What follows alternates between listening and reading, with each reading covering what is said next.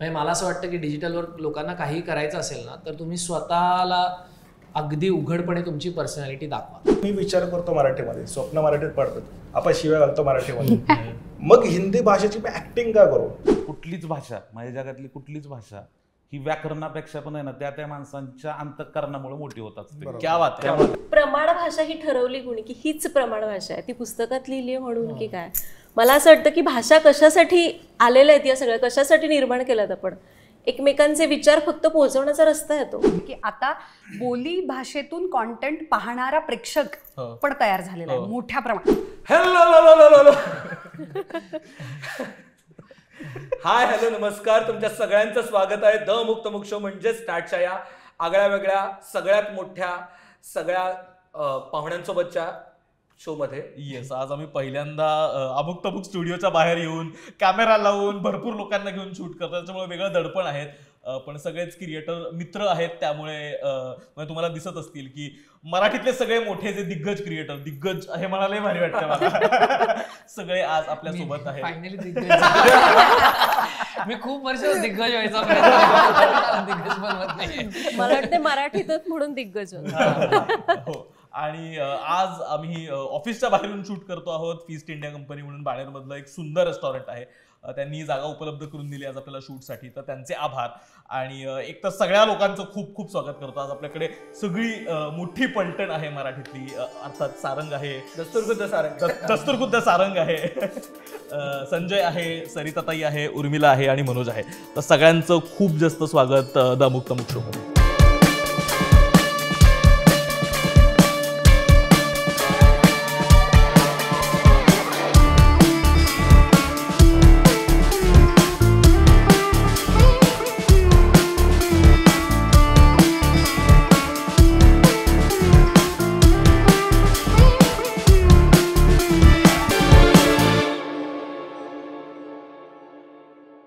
आजच्या संवादाबद्दल विशेष सांगायचं म्हणजे 27 तारखेला आपण महाराष्ट्रात मराठी भाषा गौरव दिन साजरा करतो. कुसुमाग्रजांची जयंती असते आणि याच्या बॅकड्रॉपवरती आपण मराठी बद्दल कॉन्व्हर्सेशन संवाद करण्याचा हा प्रयत्न आहे. ज्या वेळेस आपण मराठीबद्दल संवाद साधतो, म्हणजे दरवर्षी साधारण या पद्धतीचे आपण संवाद ऐकत असतो की मराठीची गळचेपी होतीये, कुणी मराठीत बोलत नाही, कुणी हे करत नाही, कुणी ते करत नाही.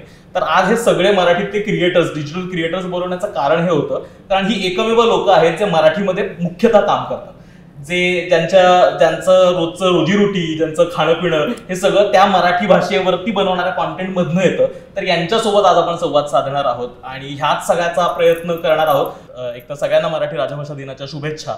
आणि आपण तिथपासूनच सुरुवात करत. एक तर सगळे म्हणजे मिलियन्स ऑफ फॉलोअर्स आणि सबस्क्रायबर्स असलेले आजचा हा एकदम लक्षावधी फॉलोअर्स आणि अब्जावधी व्ह्यूज असणारे लोक इथं बसलेत. आणि त्याच्यामुळे दडपणही येते कारण या पद्धतीचं कॉन्व्हर्सेशन पण म्हणजे हे सगळे आम्ही आता अमुक तमुकची सुरुवात केलेली आहे, पण गेली अनेक वर्ष सगळे मराठीमध्ये काम करणारे क्रिएटर्स आहेत, त्याच्यामुळे ते दडपण पण आहे, पण तेवढाच विश्वास आहेत कारण हे सगळे मित्रही आहेत.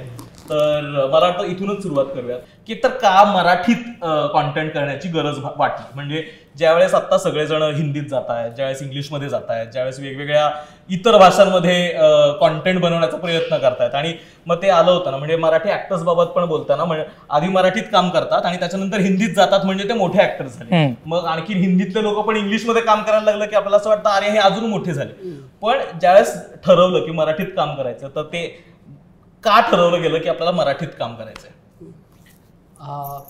मी ह्या प्रश्नाचं उत्तर सुरू देतो. मी पहिलं उत्तर मी ह्याचं देतो कारण ते जेव्हा भाडीपा सुरू केलं तेव्हा म्हणजे मी असं नाही म्हणणार की कोणीही युट्यूबवर काही टाकलं नव्हतं. एक 2-4 व्हिडिओज होते युट्यूबवर, काही लोकांचे इंटरव्ह्यूज होते, कवितांचे कार्यक्रम होते, पण ते सगळं असं होतं की चॅनल्स नव्हते. कोणी चॅनल मराठी किडानी 1-2 एपिसोड केले होते काहीतरी, पण त्यांचाही जो आत्ताचा फॉर्मॅट आहे ते झालं नव्हतं. म्हणजे त्यांनी काही वॉक वगैरे केले नव्हते, एक इंटरव्ह्यू घेतला वगैरे टाकला.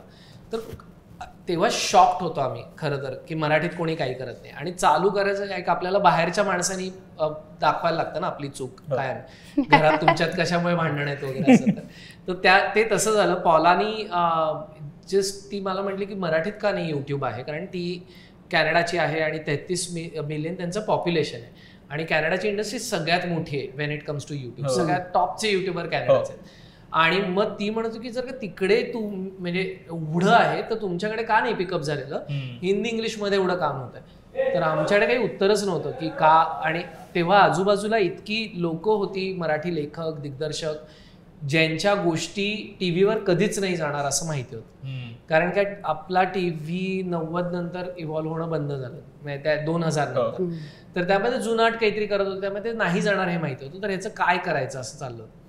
आणि मग तेव्हा असं ती म्हटली की हे बघ, मराठी बोलणाऱ्यांची लोकसंख्या 75 मिलियन आहे. त्यामुळे तुम्हाला जर का वाटत असेल हा मार्केट साईज छोटा आहे, मेनली काय असतं आपल्याला धंदा दिसतो आणि आपल्याला असं वाटतं की हिंदीमध्ये गेलं तर जास्त पैसे मिळतील. पण भारतात लोकच एवढी आहेत प्रत्येक भाषा बोलणारी की कुठल्याही भाषेत तुम्ही कॉन्टेंट बनवा त्याचं ऑडियन्स आहेच आहे. म्हणजे जेव्हा आम्ही कॅनडात किंवा US मध्ये वगैरे टूर्स करतो आणि जनरल कोणीतरी तिथले स्थानिक भेटतात आणि त्यांना आम्ही सांगतो आम्ही टूरला आलोय, तेव्हा त्यांना ते म्हणतात की किती फॉलोईंग आहे. आणि आपण जर का म्हटलं हा युट्यूबवर 1.5 मिलियन आहे तर त्यांना असं वाटतं की हे खूप मोठे असतील. आणि आपण भारताच्या तुलनेत कोणीच नाही होत ही संख्या. 1.5-2 मिलियन हे काहीच होत नाही, पण त्यांच्या दृष्टीने ती खूप आहे. तर हे जेव्हा मार्केट साईजचा अंदाज कळला की तरी सुद्धा आपण एवढा अजूनही आता आपण म्हणत की विनायक माळी हा सगळ्यात हायेस्ट फॉलोईंग असलेला असेल समजा 5 मिलियन, तर 100 मिलियन मराठी भाषिक लोक आहेत. तर त्याकडे 5% सुद्धा अजून मार्केट नाही. तर त्यामुळे असं वाटलं की अर्थात ह्याचं खूपच मोठा स्कोप आहे. एक दुसरं कम्फर्ट. इंटरनेटवर सतत आपण म्हणजे मला असं वाटतं की डिजिटलवर लोकांना काही करायचं असेल ना तर तुम्ही स्वतःला अगदी उघडपणे तुमची पर्सनॅलिटी दाखवा. तुम्ही दुसरं कोणीतरी म्हणून काहीतरी करत असाल तर ते नाही होत वर. तुम्ही जे तुमचे विचार आहेत तेच मांडले पाहिजे, जसं तुम्ही दोघं करताय. म्हणजे तुम्ही दोघं जेव्हापासून अमुक तमुक करायला लागला तुम्ही तुमच्या प्राईम मध्ये आलात, कारण हे तुमचा स्वभाव आहे, कुतूहल हा तुमचा स्वभाव आहे. तर ते तुम्हाला ज्या भाषेत कम्फर्टेबल आहे त्याच भाषेत केलं पाहिजे. त्याच्यावर भाषा लादली की ते तुम्हाला झेपणार. तर ह्या 2 तत्वांवर ते सुरू झालं. अजून कोणाला माझं मत काय होतं माहिती नेहमीच की जी हिंदी भाषा आहे, हिंदी भाषेचं मार्केट खूप मोठं आहे, बट ती प्रायमरी भाषा आहे मध्य प्रदेशची असेल किंवा इंदोरचे लोक आपल्यापेक्षा खूप चांगले हिंदी बोलतात. आणि माझी जर मातृभाषा मराठी आहे, मी उगाच ओढून ताडून ती भाषा काय घेऊ. सगळ्यात पहिला इशू. दुसरा आहे की मी विचार करतो मराठीमध्ये, स्वप्न मराठीत पडतात, आपण शिव्या घालतो मराठीमध्ये, मग हिंदी भाषेची मी ऍक्टिंग का करू. लक्षात सोपं काय आहे की एक मराठी भाषा पकडायची जी प्रमाण भाषा आपली, त्यात पण तुमच्याकडे 15 अजून बोली भाषा आहेत, म्हणजे आपली मराठवाड्याची, कोकणाची. एवढं कंटेंट जे इथंच आहे तर मग हिंदीकडे जायचंय कशाला. आणि मराठीचा एक प्लस पॉईंट काय ना, इथला जो ऑडियन्स आहे म्हणजे मराठी प्रेक्षक भयानक हुशार आहेत. त्यांना कळतं की तुम्ही पकवता की चांगला कॉन्टेंट बनवता. हे गरजेचं होतं. हिंदीत काय होतं ना की हिंदीत आपण एखादा कॉन्टेंट केला की उत्तर प्रदेशचे लोक त्याला वेगळं जज करतात, MP ची वेगळं करतात, काश्मीरची वेगळं करतात. या सगळ्यांमध्ये अडकण्यापेक्षा आपली भाषा आणि आपली लोक. आणि जेव्हा कमर्शियलायझेशन म्हणतो ना आपण, मराठीची गरज अजून खूप जास्त आहे. जसं रिअल इस्टेटचं सेक्टर असेल, त्यांना मराठीमध्ये जास्तीत जास्त कॉन्टेंट पाहिजे. अजून आपण ते सेक्टर अजून एक्सप्लोर नाही केलं म्हणता येईल. सो माझं हेच कारण होतं की मला मराठी चांगली येते आणि मी अजून चांगलं बोलू शकतो पेक्षा हिंदीतून शून्यातनं सुरुवात करू. माझं सांगायचं तर मी ज्यावेळी चालू केलं ना त्यावेळी मलाही असं वाटलं की हिंदीत खूप जण आहेत. आणि मी 8 वर्ष महाराष्ट्राच्या बाहेर खूप हिंदी भाषिक, गुजराती भाषिक सगळ्यांसोबत राहिली आहे. हिंदी खूप चांगलं आहे माझं, म्हणजे नंतर चांगलं झालं. नंतर पुण्यात आले ना त्यावेळी मला हिंदीचा पण येत नव्हता, फक्त शाळेत वाचनापुरतं. पण ज्यावेळी मी यूट्यूब चॅनल चालू, मलाही असं वाटलं की हिंदीमध्ये मला खूप मोठा ऑडियन्स मिळणार आहे आणि मराठीत फक्त चल बाबा तेवढ्यापैकी 10% मिळेल. आणि मी अगदी साधे सोपे व्हिडिओज बनवून मी त्याला 2 व्हॉइस ओव्हर केले होते. तिथं मी एक्झाम पण घेतली स्वतःवरून. एक हिंदीमध्ये केला आणि एक मराठीतून केला. बऱ्याचदा केला असेल. माझं हिंदी माझ्या बोलल्यावर कळत नाही कोणाला की मी मराठी आहे, कारण माझं हिंदी इतकं चांगलं झालं होतं त्या लोकांमध्ये राहून. पण ज्यावेळी मी तो ऐकला ना, तो हिंदी मला तितका आपला नाही वाटला. मी म्हटलं मी जर एक महाराष्ट्रीयन आहे आणि मला जर रेसिपीज दाखवायच्या तर त्याच्यातल्या जास्तीत जास्त रेसिपीज मराठीच असणार आहेत, म्हणजे महाराष्ट्रीयन पद्धतीच्या. सो ते लोक मला कनेक्ट होणारच नाहीत. आणि मी खूप डिसिजन घेऊ काय करू कळत नव्हतं. आणि शेवटी मी मराठीच निवडलं, कारण मला बोलताना सुद्धा तो कम्फर्ट जाणवत होता आणि कदाचित लोकांना पण तो कम्फर्ट जाणवेल असं मला वाटलं. आणि म्हणून मी मराठी निवडलं. म्हणजे मी आधी टेस्ट केली स्वतःची आणि नंतर मग ज्यावेळी मी कॉन्टेंट पोस्ट करायला लागले त्यावेळी मग मला ज्या कमेंट्स यायला लागल्या की तुम्ही आम्हाला खूप कनेक्ट होता. मग वाटलं की चला माझा जो निर्णय होता तो बरोबर होता. आणि मला वाटतं की मी अजूनही बरंच काही करू शकते जे कारण माझी भाषा आहे, मला माहिती आहे खूप आपल्याकडे त्याचा कम्फर्ट आहे माझ्याकडे, त्यामुळे मी पाहिजे तसं वळवू शकते. अजूनही मी बरेच वेगवेगळे प्रयत्न चालू असतात. येस येस, मला त्याच हो. अरे मी हा प्रश्न एक्झॅक्ट हा प्रश्न मी सारंगला पण चॅनल सुरू करण्याच्या आधी विचारलेला आणि त्यानं मला नेहमीप्रमाणे मदत केलेली की काय करू, कशा ह्याच्यामध्ये करू, कारण माझा कल मराठीतच होता. आत्ता सगळ्यांनी जे सांगितले सगळे मुद्दे अगदी बरोबर आहेत, कारण की आपसूक जे नैसर्गिकरित्या येतं आणि आपल्याला जे सुटता येतं आणि सगळ्यात महत्त्वाचं आपल्याला ज्या शिव्या घालता येतात आणि सगळं जे व्यक्त होता येतं वेगळ्या वेगळ्या पद्धतीनं, वेगळी मतं स्पष्टपणे मांडणं, हे सगळं आपल्याला आपल्या मातृभाषेमध्ये कमाल जमतं. आणि दुसऱ्याचा थोडाफार अभिनयच केल्यासारखं किंवा परफॉर्म करतोय आपण कुठेतरी दुसरी भाषा, असंच ते होतं. अगदी बरोबर आहे. इव्हन सारंग म्हणाला तसं की ते मार्केट म्हणजे इतकी प्रचंड डिमांड आहे, त्या मानानं सप्लायच नाहीये. उलट ही तफावत सुद्धा त्यानं मला तेव्हा पण फोनवरती सांगितली. आणि मग मी जेव्हा विचार करायला लागले तेव्हा माझ्या लक्षात आलं मी पश्चिम महाराष्ट्रातून आलेले आणि खूप शेतकरी कुटुंबातून, सरकारी नोकरी आणि जवळपास कलेचा काही गंध नाही अशा याच्यातून आल्यानंतर जेव्हा ग्लॅमर, नटणं, मेकअप किंवा खरेदी या सगळ्या संदर्भातली माणसं, त्याच्यातले एक्सपर्ट्स आणि इंटरनेटवरचा कॉन्टेंट हा सगळा इंग्रजीमध्ये आहे. हिंदीमध्ये सुद्धा तेव्हा कमी होता, सगळा इंग्लिशमध्ये. तर मी अशी ओपन करायचंय, समजा जर मला आत्ता एखादी ऑडिशन आली चित्रपटाचे आणि मला जरा वेगळ्या पद्धतीचा मेकअप करायचा असेल तर बघितलं तर हॅलोवीनचा मेकअप, म्हणजे आता जर मला संक्रांतीला तयार व्हायचं असेल तर मी हॅलोवीनचा, त्यामुळे मला झालं की आपल्या सणांशी रिलेटेड कोणीच नटत नाहीये. सेम मेकअपचं टेक्निक आहे पण मला ते असं बघायला आवडेल. बरोबर. आणि माझं शिक्षण या सगळ्या क्षेत्रामध्ये सर्टिफाईड इमेज कन्सल्टंट वगैरे मी असल्यामुळे मला झालं माझ्याकडे नॉलेज आहे आणि प्लस अभिनेत्री म्हणून अनुभव. प्रत्येक स्तरावरती मी मेकअप केलेला आहे, अतिशय लाऊड स्टेजवरचा इव्हेंट, मोठमोठे reality shows to real life. तर मला झालं की हे कोणीच पोचवत नाहीये. मला असं दिसलं की माझ्यासारख्या तमाम मुली आहेत, स्त्रिया आहेत, त्यांना जे प्रॉब्लेम आहेत ते अतिशय मराठी सणांविषयी, मराठी संस्कृतीविषयी, आणि ते इतके कसं सांगू आता, ते इतके आपल्या मराठीपणाशी जोडले गेलेले आहेत ना की त्याचं उत्तर कोणीच इंग्रजीवाला देऊ शकत नाही, हिंदी पण नाही, बाय द वे नॉर्थकडचे पण नाही. तर मला झालं हे आपण का नाही सांगत. मी एकदम कॉन्ट्रोवर्शियल विषय डायरेक्ट आता मी सांगते की अंतर्वस्त्र, माझी आई आणि जुन्या पिढीतली आहे, तर तिचं बालपण पिंपरत सारख्या छोट्या गावातून झालेलं, शिक्षण अपुरं, आणि तिला आयुष्यभर कोणीच नाही सांगितलं कशा पद्धतीचे ब्रा घालायचे किंवा पॅन्टी घालायचे. आणि मला झालं की हे सगळे कमाल विषय, म्हणजे लिटरली ब्राच्या मेजरमेंट्स पासून अंतर्वस्त्रांविषयी, आणि किती गरजेचं आहे. का गरजेचं आहे? कारण की स्त्रिया सहन करत राहतात, कोणी सांगायला नाही, त्याच्या विषयीचं नॉलेज इंटरनेटवरती नाही. आणि मग मी ओपन केलं इंटरनेट. आता जो मला दरवेळी प्रश्न विचारला जातो तो मी आता या निमित्तानं उत्तर देणार आहे त्याचं. मी ओपन केल्यानंतर मी पाहते काय, प्रत्येक व्हिडिओ इंग्रजीमध्ये, प्रत्येक एकही सिंगल व्हिडिओ मराठीत तर संबंधच नाही, पण रिजनल लँग्वेजमध्ये पण नव्हता. जेव्हा मी तो व्हिडिओ केला आणि मला दिसायला लागलं, 1-2 व्लॉग्स होते ज्याच्यामध्ये लिटरली ब्राची स्ट्रॅप दिसल्यानंतर त्या पोरीला ज्या अश्लील शिव्या घातल्या गेलेल्या कमेंट्समध्ये, त्यानं माझी फाटली. म्हणलं मी ह्याला अजिबात घाणेरडं वळण न देता माझ्या मैत्रिणींसाठीचं गोड, खूप प्रेमानं एक मैत्रीण दुसऱ्या मैत्रिणीला जवळ घेऊन छान सांगते ना, आपले प्रॉब्लेम्स आपण एकमेकांना सांगू, तर हे कसं करता येईल, याला खूप पॉझिटिव्ह आणि गोड आणि छान, खूप सेफ प्लेस कशी करता येईल.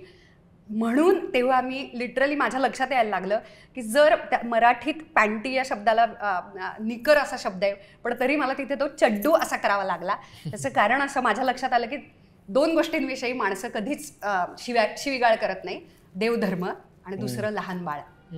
तुम्ही Wien you make it cuter, की खूप खूप गोड, आणि माझा हेतू गोड होता आणि पुरुषांसाठी नव्हताच तो व्हिडिओ, तो स्त्रियांसाठी होता, माझ्या आईसारख्या, माझ्या आजीसारख्या, माझ्यासारख्या ज्या होत्या. आणि मी फिल्म इंडस्ट्रीमध्ये काम केल्यामुळे माझ्या पहिल्या चित्रपटामध्ये माझ्या प्रोड्युसर्सने येऊन सांगितलेलं या रोलसाठी तुला वयस्कर दिसायचं, तर कशा पद्धतीचे आपल्याला इनरवेअर शॉपिंग लुक तयार करायचं, हे कोण कोणाला सांगतं, इतकं 1-to-1 गायडन्स आणि शिक्षण पण माझं त्यात झालं.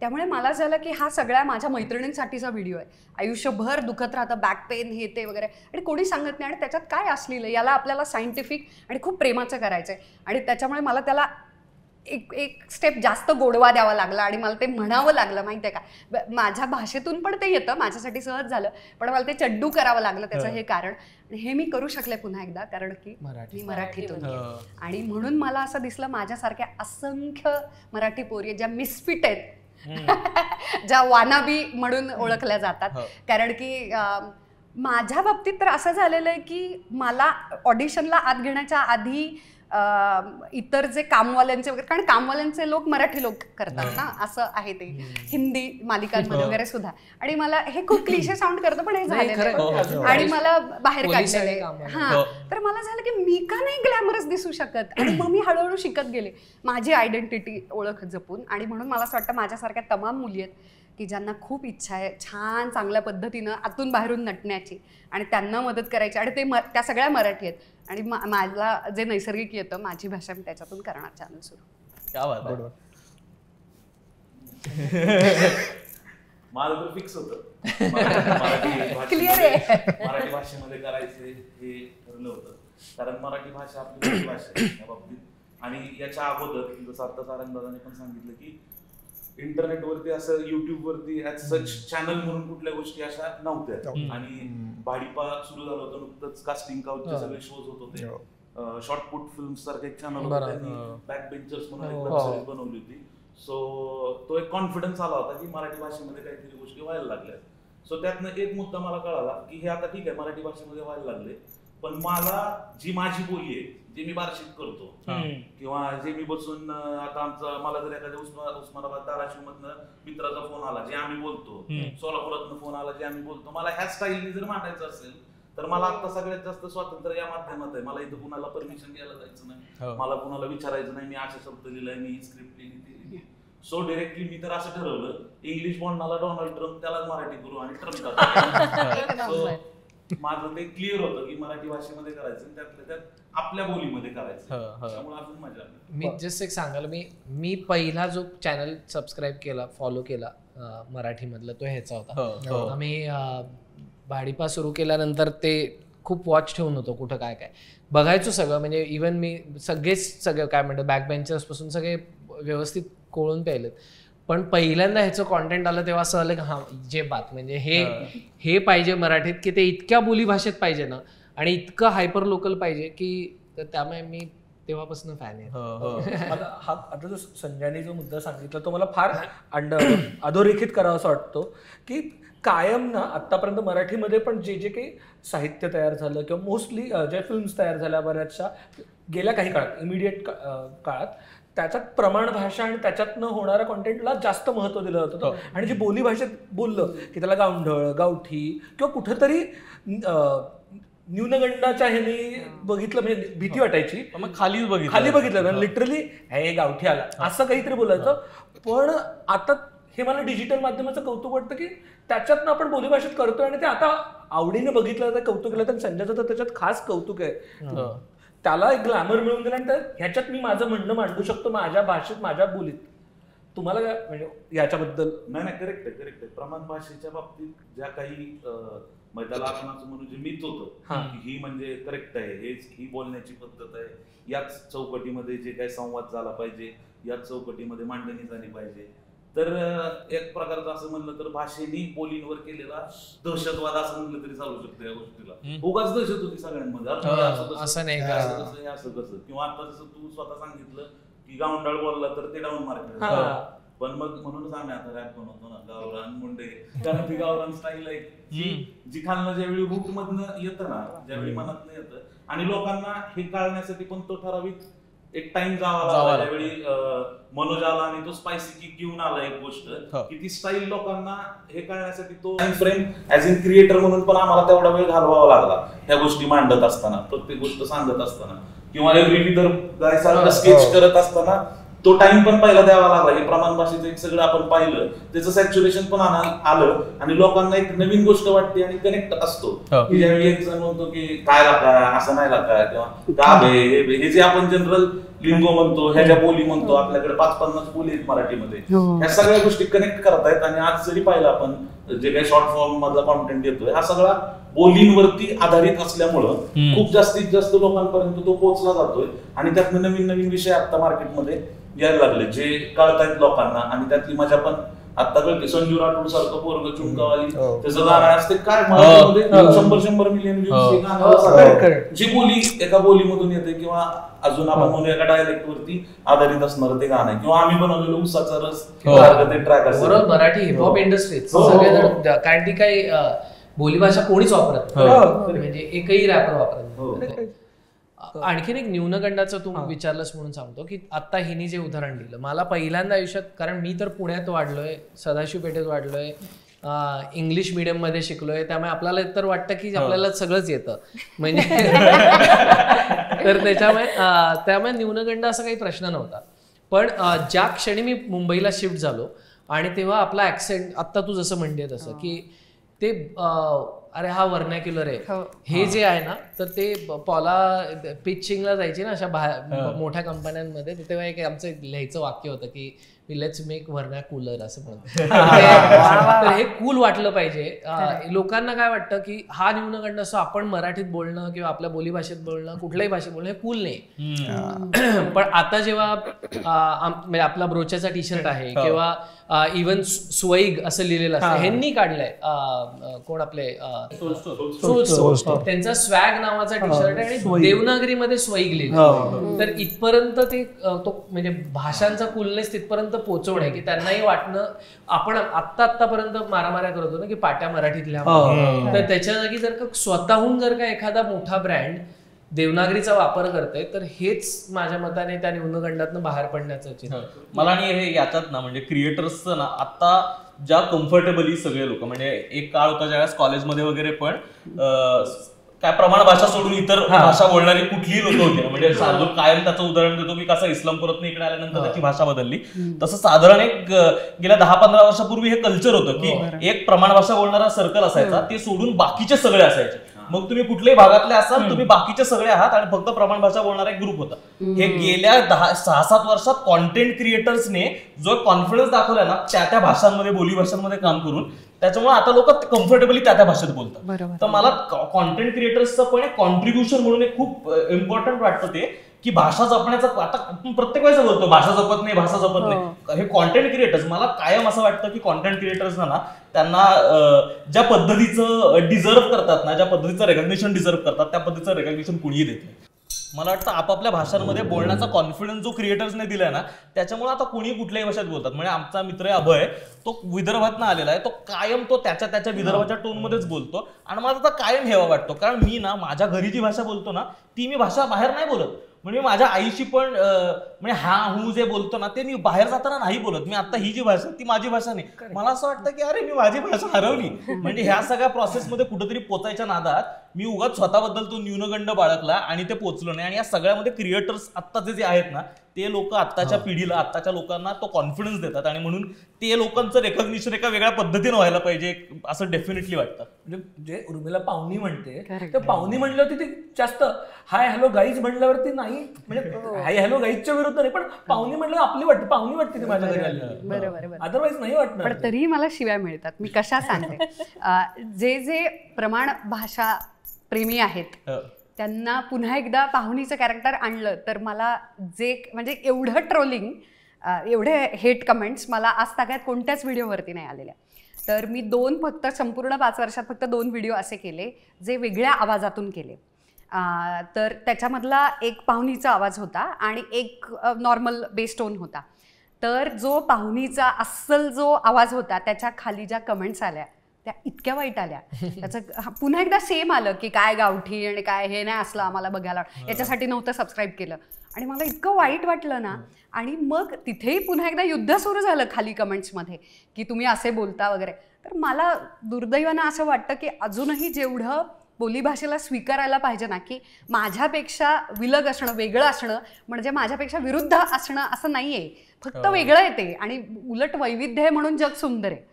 तर तो वेगळेपणा आहे ना, कोणीही काहीही आपल्यापेक्षा वेगळा झाला ना की त्याच्यावरती तो एक्स्ट्रीम जे तुटून पडणं होतं ना, त्याचं मला खूप वाईट वाटतं. पण मला झालं की नाही, माझी तर नेहमी सरमिसळ होते. काय झालं, जेव्हा मी 9वीत पुण्यामध्ये आले तर नाटक आणि चित्रपट आणि मग त्या संहिता आणि मग ते शब्दोच्चार आणि मग खूप साऱ्या थिएटरच्या सगळ्या त्या ऍक्टिव्हिटीज, त्यानं ती भाषा हां, आणि खूप लोकांनी मुली पण केल्यामुळे थँक्स टू देम ऑल्सो, आणि त्यांच्यामुळे सुद्धा. तर ती पण मला, कारण की माझा जन्मच तिथला आणि माझं नातेवाईक आणि सगळे तसं, माझी आई पण तशीच बोलते, त्यामुळे मला तो मस्त स्विच मारता येतो.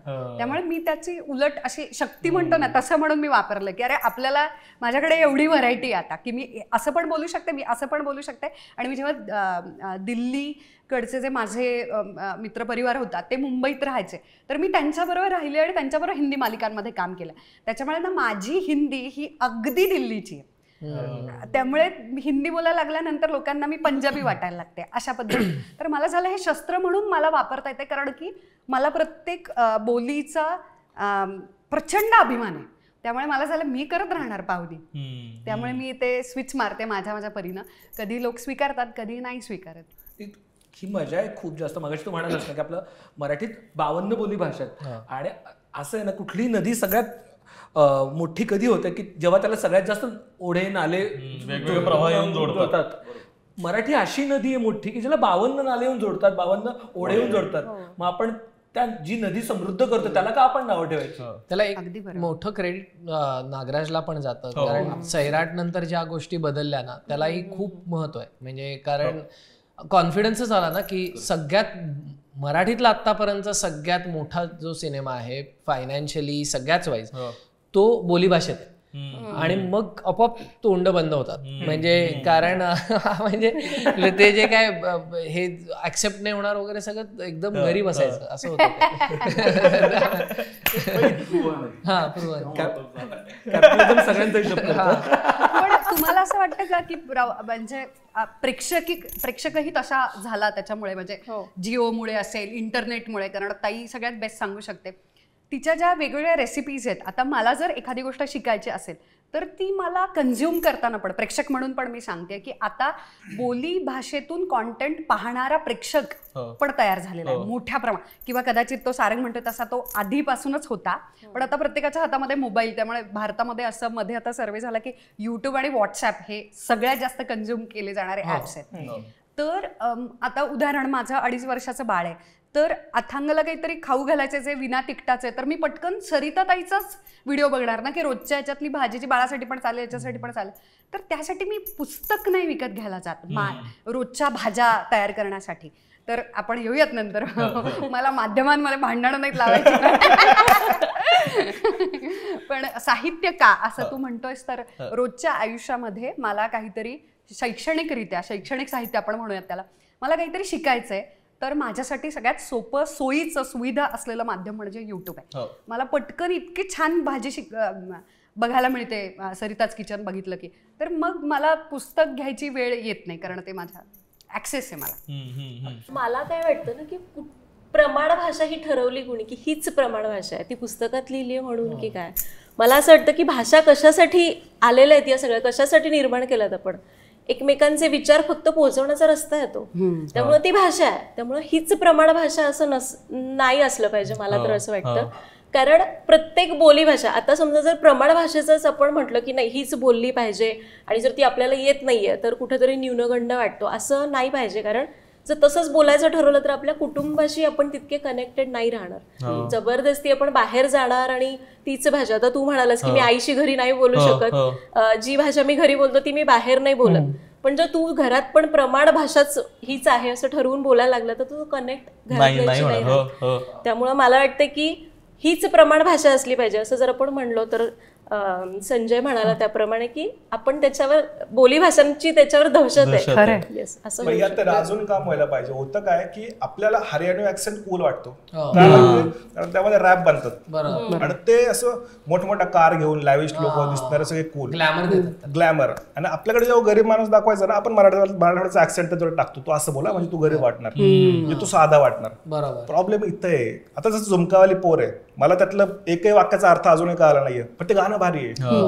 सो ती जी भाषा आपल्याला ग्रो करायची, जी मोठी करायची, त्यामध्ये दर्जेदार कॉन्टेंट बनलं पाहिजे. आपण प्रमाण भाषेला मध्ये ठेवतो आणि मग बाकीचे कॅरेक्टर डिसाईड करतो. अच्छा आग्रे दाखवायचं का, कोकणातलं याला संवाद देऊन टाकू, अच्छा विदर्भात आलाय का आडाने, याच्या मग विदर्भातलं देऊन टाकू, हे थांबलं पाहिजे. मग विदर्भातली भाषा असेल ना, त्या ताकदीचं कॉन्टेंट बनलं पाहिजे आणि ते लोक ऍक्सेप्ट करतात, 100% करतात. बरोबर. त्याला पुन्हा आपल्याला म्हणजे ग्लॅमर आता. आणि एक तू जे म्हणत होतीस ना की काय झालं म्हणजे कशाने तरी अचानक इंटरनेटवर पहिल्यांदा सगळ्या भाषा यायला लागल्या, त्याचा एक सगळ्यात मोठा एक अभ्यास आहे की महाराष्ट्रामध्ये सगळ्यात जास्त स्क्रीन्स आहेत अख्ख्या भारतामध्ये. जर का सगळ्यात जास्त सिनेमाचे स्क्रीन असतील तर ते महाराष्ट्रात आहे. पण आपण जर का अलिबाग ते काय म्हणतात सावंतवाडी आपण बघितलं तर फक्त 3 स्क्रीन आहेत. मग म्हणजे ते सगळं प्रमाण फक्त मुंबई आणि पुण्यामुळे जास्त आहे. मुंबई, पुणे, औरंगाबाद, नाशिक हे 2-4 शहरं आहेत. नागपूर इकडे प्रमाण जास्त आहे. बाकी कुठे ही टेक्नॉलॉजी म्हणा, इन्फ्रास्ट्रक्चर म्हणा, बाकी गेलंच नाही. पण इंटरनेट अशी गोष्ट होती ना जी पेनिट्रेटच झाली, ती गावाखेड्यातच पोहोचली. त्यामुळे तिथून इतके वर्ष जे हापापलेले सगळे जे लोक होते बघण्यासाठी, तयार करण्यासाठी, त्याच्यामध्ये सामील होण्यासाठी, त्या सगळ्यांना एक माध्यम मिळालं पहिल्यांदा. जे टीव्ही करायचं असेल मुंबईला या, पुण्याला या. तुम्हाला फिल्म करायची असेल मुंबईला या, पुण्याला या. मग मुंबई पुण्याच्या ज्या भाषा आहेत त्या प्रमाण भाषा होत गेल्या. तुम्हाला लेखक बनायचं असेल, साहित्य, आपण साहित्य संमेलन जेव्हा मी एकदा साहित्य संमेलन अटेंड केलं होतं नांदेडला, तर सुनील शेट्टीला बोलवलं होतं तिकडे. म्हणजे काही त्याला काही अर्थच नाही राहत. तर त्यामुळे त्या खरी साहित्य संमेलन इथंच होतात. मग ते त्यासाठी तिकडे. पण इंटरनेट अशी गोष्ट आहे की जी प्रत्येकाला हातातच मिळाली, त्यांच्या घरी बसल्या. त्यामुळे त्यांना जे इतके दिवस ज्याच्यापासून वंचित ठेवलं होतं त्यांना देऊन टाकलंय. त्यामुळे ऑब्व्हियसली तो ब्लास्ट ऍब्सोल्युटली. आता सारंग म्हणाल ते खरं आहे की महाराष्ट्रात साधारणतः 1100 स्क्रीन्स आहेत, त्यापैकी 375 स्क्रीन्स फक्त MMRDA रिजन मुंबई, पुण्यात 200, नागपूरला 70 आहेत. तर ह्या 3 रिजन मध्ये मराठी ही 3rd लँग्वेज आहे मूवी बघायला. तर त्यामुळे ते म्हणजे जाणारच नाही गावाखेड्यापर्यंत. इव्हन नाटकाच्या थिएटरची हालत ती आहे. तू आता बार्शीला किती थिएटर आहेत? तू एकच आहे. आपल्या इथे ह्या एरियात 4 आहेत. तर त्यांनीच सगळा बदल खेळ होतो. आता आणि तू साहित्य संमेलनाचा पण विषय काढला, तर मला मुद्दाम ते बोट घालून हायलाईट करायचंय की खरं तर आता म्हणजे साहित्य म्हटलं ना की आपण कायम ते पुस्तकं, कायम काहीतरी तयार झालेला कॉन्टेंट. साहित्य म्हणजे काय आहे, त्या काळात त्या लोकांनी बोललेल्या गोष्टी लोकांपर्यंत पोहोचवण्यासाठीचं मीडियम. जर आता ते युट्यूब असेल, आता जर ते कॉन्टेंट क्रिएशन मधनं ते पोहोचतंय, तर कॉन्टेंट क्रिएशनला लोक साहित्यासारखं का नाही बघत, त्याला त्याच्यासारखं का नाही वागवत. म्हणजे खरं तर हे उद्याचं साहित्य आहे ना. उद्या जर तुम्हाला मराठीत काय 2024 मध्ये काय चाललं होतं हे बघायचं असेल तर लोक जाऊन व्हिडिओज बघू शकतील. एकदा इंटरनेटवर गेलेली गोष्ट कायम तिकडे राहणार आहे. मग त्याला लोक असं ते इन्फ्लुएन्सर आहे, क्रिएटर आहे या पद्धतीनं का बघतात ना, मला ते थोडंसं हे वाटतं. म्हणजे त्याच्यावर तुम्हाला काही ऍड करायचं फक्त. पण दुड्डाचारी लोकच बघतात. जे ऑडियन्स आहे त्यांना हे साहित्य वाटतं आणि ते तेवढं प्रेम देतात असं. कसली बॅग घालावी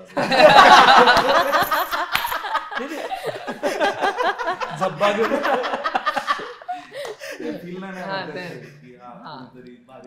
वाटेल की व्हिडिओ बनवायला. हे जे आहे ना, आज तू सांगितल्यामुळे मी कुर्ता जरा एक फील यावा साहित्यातलं वाटत. हे जे आहे ना कॉन्टेंट क्रिएटर्सना, इन्फ्लुएन्सरना, ह्यांचं काय ओपिनियन आहे, हे काही टिकटॉकर आहेत म्हणजे ही टिकटॉकर आहे, हे युट्यूबर आहे, ही काही म्हणजे शिवी म्हणून का वापरली जाते जेव्हा ते काहीतरी अभ्यास करून रीलवर नाचते, अभ्यास करून जे ओपिनियन देते. म्हणजे सरिताताईचं एका फूड सायंटिस्ट एवढंच नॉलेज आहे ना. म्हणजे ती नवीन काळातली आहार तज्ज्ञ नाहीये का, नवीन काळातली ती आहार सायंटिस्ट नाहीये का, कारण ती नवीन नवीन रेसिपीज तयार करते, प्रयोग करते. आठवड्याला दर एपिसोड गणित नवा प्रयोग होतोय. आणि ती सांगते. आणि जेव्हा कधी ओंकार म्हणाला तसा त्याला आर्कायवल व्हॅल्यू आहे. जेव्हा 2040 मध्ये बघितलं जातं की 2024 मध्ये ही रेसिपी कशी बनवली जात होती, आता आपण मिसळची ओरिजिनल रेसिपी काय त्याच्याबद्दल दंगा करतोय.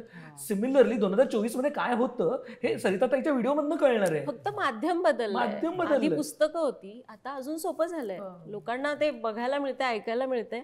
त्यामुळे हे एक प्रकारचं साहित्य आहे, पण मला वाटतं लोकांना ते पचवायला अजून वेळ द्यायला पाहिजे. अगेन ते आय गेस ते 5% लोक आहेत ज्यांना ह्या गोष्टीबद्दलचा काय हे जे बघणाऱ्यांना हे साहित्य म्हणून बघतायत, त्याच्यातून आम्हाला काहीतरी इन्फॉर्मेशन मिळते, काहीतरी नॉलेज मिळतंय, काहीतरी नवीन एक्सपिरियन्स मिळतोय. या पर्स्पेक्टिव्हनीच ऑडियन्स आपल्याकडे बघतोय. पण जी काही लिमिटेड लोक असतील नसतील, जे ठरवतात ना, जे हे लेबल लावतात ना, ते लोक म्हणतात साहित्य नाही, लेबल लावणार आहे, बाकी कोणी नाही. कारण बघ ना तू, म्हणजे प्रमाण मराठीचं पण परत विषय घेत असताना आहे ना, जी कोण तत्कालीन लेबल लावणारी मित्रमंडळी असतील त्यांना इंग्लिश शब्द सगळ्यांना चालले होते. करेक्ट त्यांना इंग्रजी शब्द सगळे मान्य होते, पण बोली भाषेतला कुठला शब्द त्यावेळी तो कदाचित मग पूल वाटत नसतो. तेच पूल वाटत नाही, हाच प्रॉब्लेम.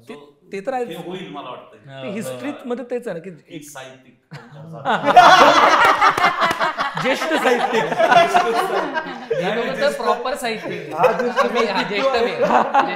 ज्येष्ठ सगळ्यात आपल्याला आता सारंग भरपूर वर्ष साहित्य. मला याचं अजून एक कारण असं वाटतं की जेव्हा 100 चित्रपट बनतात त्याच्यातले 10च चांगले असतात, बरोबर. जेव्हा 100 पुस्तकं लिहिली जातात त्यातली सुद्धा 10च वाचण्याजोगी असतात. हे मालिकांमध्ये लागू होतं, चित्रपटांच्या बाबतीत, प्रत्येक माध्यमाच्या बाबतीत लागू होतं. इथे काय इश्यू झालाय, 100च्या 100 लोकांपर्यंत रिलीज होत आहेत आणि सगळेच दिसत आहेत. त्यामुळे काय होतं, त्याच्यातले जे 10 आहेत उत्तम कॉन्टेंट, काय म्हणजे तो व्हिडिओ आहे की खरोखर म्हणजे मी आता डायरेक्ट उदाहरण सांगते, मला नाव आठवत नाही एपिसोडचं, पण जो भाडीपावरचा जो व्हिडिओ आहे ना, ज्याच्यामध्ये तो थिएटरमध्ये असतो, लिहूनच घेतलंय तसं आम्ही, त्याचा काय थॉट आहे आणि तो थॉट आत्ताच्या माध्यमातून येणं, त्याचा व्हिडिओच होऊ शकतो. कारण त्याचं नाटक जरी झालं ना तरी मला नाही असं वाटत की ते इतकं यंग आणि फ्रेश आणि कंटेम्पररी असेल.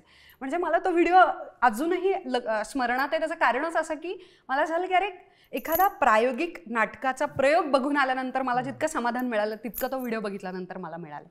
तर मला म्हणजे मनापासून थँक्यू तू ह्याच्याबद्दल बोलतेस, कारण त्या व्हिडिओचं म्हणजे आपण, कारण तू त्याचा भाग होतास म्हणून सांगतोय की त्या व्हिडिओच्या बाबत आता मी इतक्या लोकांना सांगितलंय की आपण कोणालाही ऑफेंड न करता सटायर करू शकतो.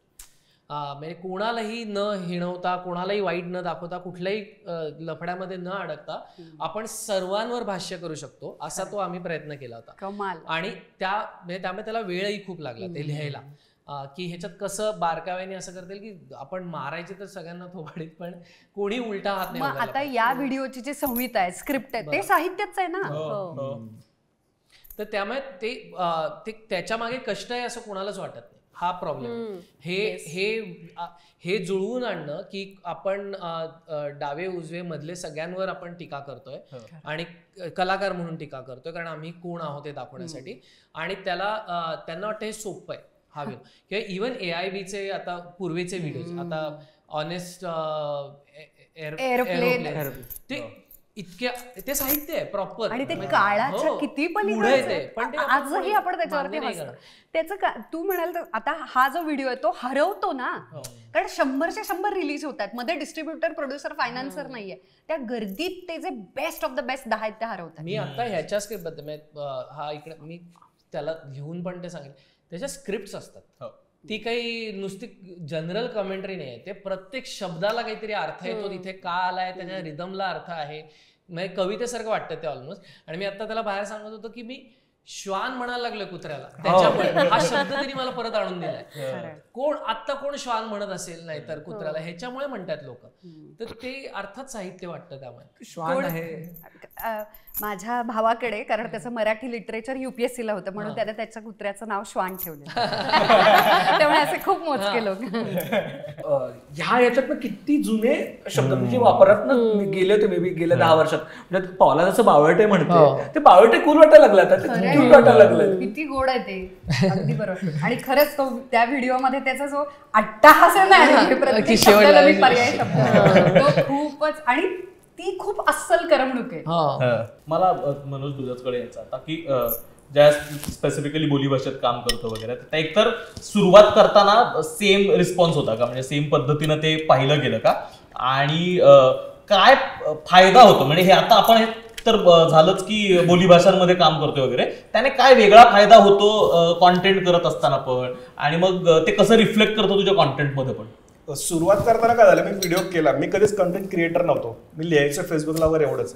मी तो व्हिडिओ केला आणि ॲज अ ह्युमर म्हणून टाकला आणि तो चांगला व्हायरल झाला. सेम दुसरा, सेम तिसरा असं केलं आणि त्याचे प्रत्येक व्हिडिओ मिलियनमध्ये जायला लागले. सो मला कळालं की हे चालतंय. नंतर असं झालं की याचं बेनिफिट हा झाला की आपण जे फूड ब्लॉगर असतो किंवा कॉन्टेंट क्रिएटर, मी ब्रँडसोबत काम करतो, ब्रँडची काही इच्छा असते की तू हेच बोललं पाहिजे, असंच पाहिजे. माझ्या बाबतीत काय होतं, ब्रँड काय सांगतच नाही, तू तुझ्या पद्धतीने कर. हा एक सगळ्यात मोठा फायदा आहे. कारण मला त्यांना लगेच कन्व्हिन्स करतात, नाही सर हा मराठी शब्द आहे, आपण थोडं संस्कृत करू किंवा बोली भाषेत नो, हा मग ते काय म्हणतात, हा ठीक आहे तुझ्या हिशोबाने कर. सो ते एक मला त्यांना कन्फ्युज करता येतं. किंवा मग आता सगळ्यात मोठा गेम जो आहे आपल्या सगळ्यांना माहिती, रिटेन्शनचा आहे. तुमच्याकडे 3 सेकंद आहेत, रीलमध्ये तर हे हायवे अजून कमी आहे, तुमच्याकडे 1-2 सेकंद असतात, वर एक पोरगे नसते, खाली एक नसते, मला बघणार कोण मध्ये, तर ते बघण्यासाठी तुम्हाला हुक पॉईंट पाहिजेत आणि ते बोली भाषेतनच येणार. तुम्ही काही करा. मी प्रमाण भाषेत जर सुरू झाला, नमस्कार मी आलो या हॉटेलला जेवायला, पटकन साहेब करणार लोक. सो हा फायदा आहे मराठी भाषेचा. मग हे सगळं आता आपण म्हणतो ना की आत्ता डिस्कस करायला सोपं आहे, पण सुरुवातीला नव्हतं. सुरुवातीला भीती वाटायची की अरे हा शब्द कळेल का लोकांना, हे डोक्यावरून जाईल का, सार्काझम कळेल का. परत त्यात काय असतं ना की आता लहान मुलं व्हिडिओ बघतात, तर अश्लील पण शब्द नाही गेला पाहिजे, कारण कॉमेडी इझी नसते, इतके सोपे नसते. हे सगळं सांभाळून ते पुढे सरकत चाललंय. पण एक फायदा काय ना, माझ्याकडे मराठीमध्येच 15 भाषा आहेत, काही कसंही वापरता येतं, अगदी संस्कृत टाकलं तर लोकांना कळतं. सो हा फायदा आहे आता तरी. आता ब्रँड्स बद्दल पण बोलत होतो ना, म्हणजे आता सगळेच तुम्ही गेले काही वर्ष ब्रँड सोबत आणि कॉन्टेंट क्रिएशन मध्ये काम करताय. एक तर प्रायमरीली मराठीत काम करण्याच्या संधी ना फार लिमिटेड आहेत, म्हणजे त्या भाषेमध्ये कुठल्याही प्रादेशिक भाषेत काम करण्याच्या संधी तशा लिमिटेड आहेत. तर आता ब्रँड्स पण आपल्याला दिसतात, म्हणजे मोठे मोठे ब्रँड्स, हिंदी इंग्लिश मोठमोठाले ब्रँड्स येतात आणि मग मराठी छोट्या क्रिएटर्स सोबत काम करतात. तर त्यांचा काय बघण्याचा आता दृष्टिकोन आहे मराठी क्रिएटर्स सोबत काम करताना, त्यांना यायचं असतं का, नाही यायचं असतं का, म्हणजे ओव्हरऑल काय ब्रँड्स अप्रोचने येतात आता सध्या क्रिएटर्सकडे?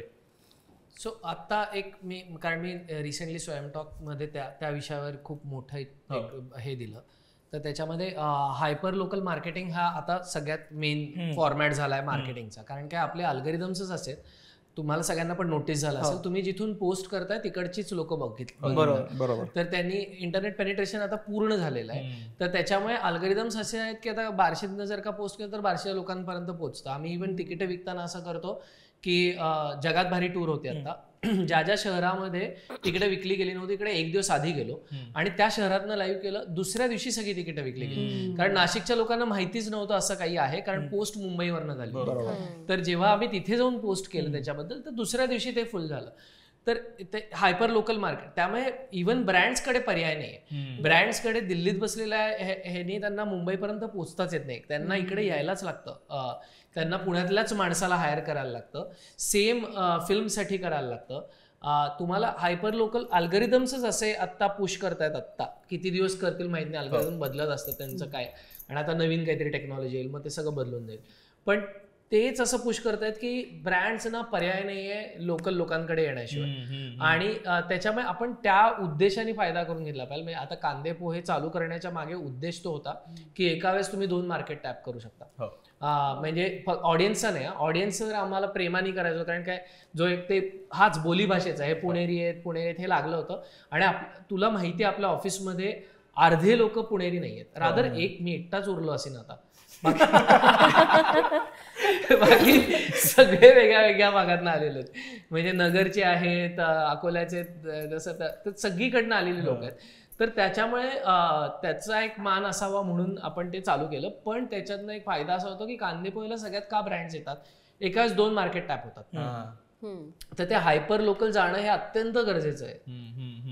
आणि शिवाय याच्यात अजून ॲडिशनल असा पण मुद्दा आहे की जो काही रुरल इंडियाचा जो काही प्रेक्षक वर्ग, जो काही इंटरनेट तिथपर्यंत पोहोचलाय आणि तो प्रेक्षक वर्ग तयार झालाय, तिथपर्यंत पण ब्रँडला असा पोहोचण्याचं मला असं वाटतं की जो काय पहिला मेट्रो सिटीज मधला त्यांचा जो काय पहिली फेज असेल कदाचित तिथं आता सॅच्युरेशन आलंय की ब्रँड तिथपर्यंत पोहोचलाय, त्या लोकांना ब्रँड बद्दल ती लोक अवेअर आहेत, प्रोडक्ट तिथपर्यंत माहिती आहेत. आता हा जो सेकंड टप्पा असेल, तिसरा टप्पा असेल, या खालच्या सगळ्या या जनतेपर्यंत त्या ब्रँडला पण पोहोचायचं असेल. त्यामुळे हे क्रिएटर्स पण तितके महत्वाचे आहेत आणि तो ऑडियन्स पण तितका महत्वाचा आहे. इनफॅक्ट आता मी काही आर्टिकल्स पण जेव्हा वाचत होतो त्यामध्ये पण जवळपास आपण युट्यूबचा मॅनेजिंग डिरेक्टरनी मला वाटतं क्लेम केलं की आपण इंडियाच्या जीडीपीचा 2021 ला जवळपास 10,000 करोड हे युट्यूबने कॉन्ट्रीब्युट केलं.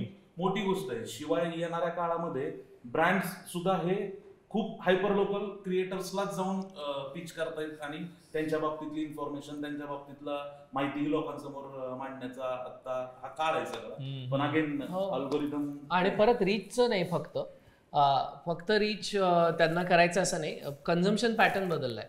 आपण आता तू मगाशी अभयचं उदाहरण दिलं, अभयनी आपल्याला कित्येक गॅजेट दाखवले, तो अकोल्याचा आहे. पूर्वी असं नसतं झालं, पुण्यातल्याच माणसाने गॅजेट दाखवली असती, मुंबईच्या माणसाने.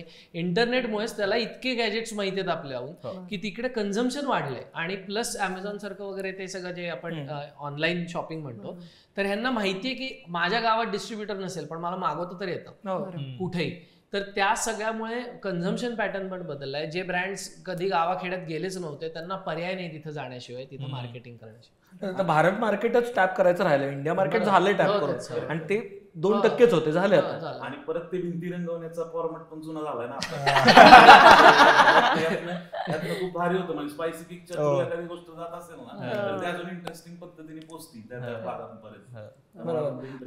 तुमच्या लोकांना म्हणजे स्पेसिफिकली उर्मिला, कारण तू तर खूप इंटरनॅशनल ब्रँड सोबत काम करता, म्हणजे फॅशन, ब्युटी या सगळ्यामध्ये, लाईफस्टाईल मध्ये काम करणारे मेजर ब्रँड्स आहेत ते इंटरनॅशनल आहेत.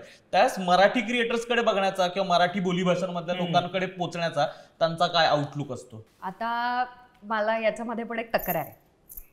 आतापर्यंत माझ्या मते इथे बसलेल्यापैकी सगळ्यात जास्त ब्रँड्स बरोबर काम करणारी मी असेल, कारण की ही कन्झम्पशन कॅटेगरीच आहे. तुम्हाला तसं की जीवनशैली, लाईफस्टाईल, मेकअप, ब्युटी, त्याच्यामध्ये तुम्हाला वस्तूच लागतात त्या आणि मग करमणुकीपेक्षा. तर प्रॉडक्ट डिपेंडंट इंडस्ट्री आहे.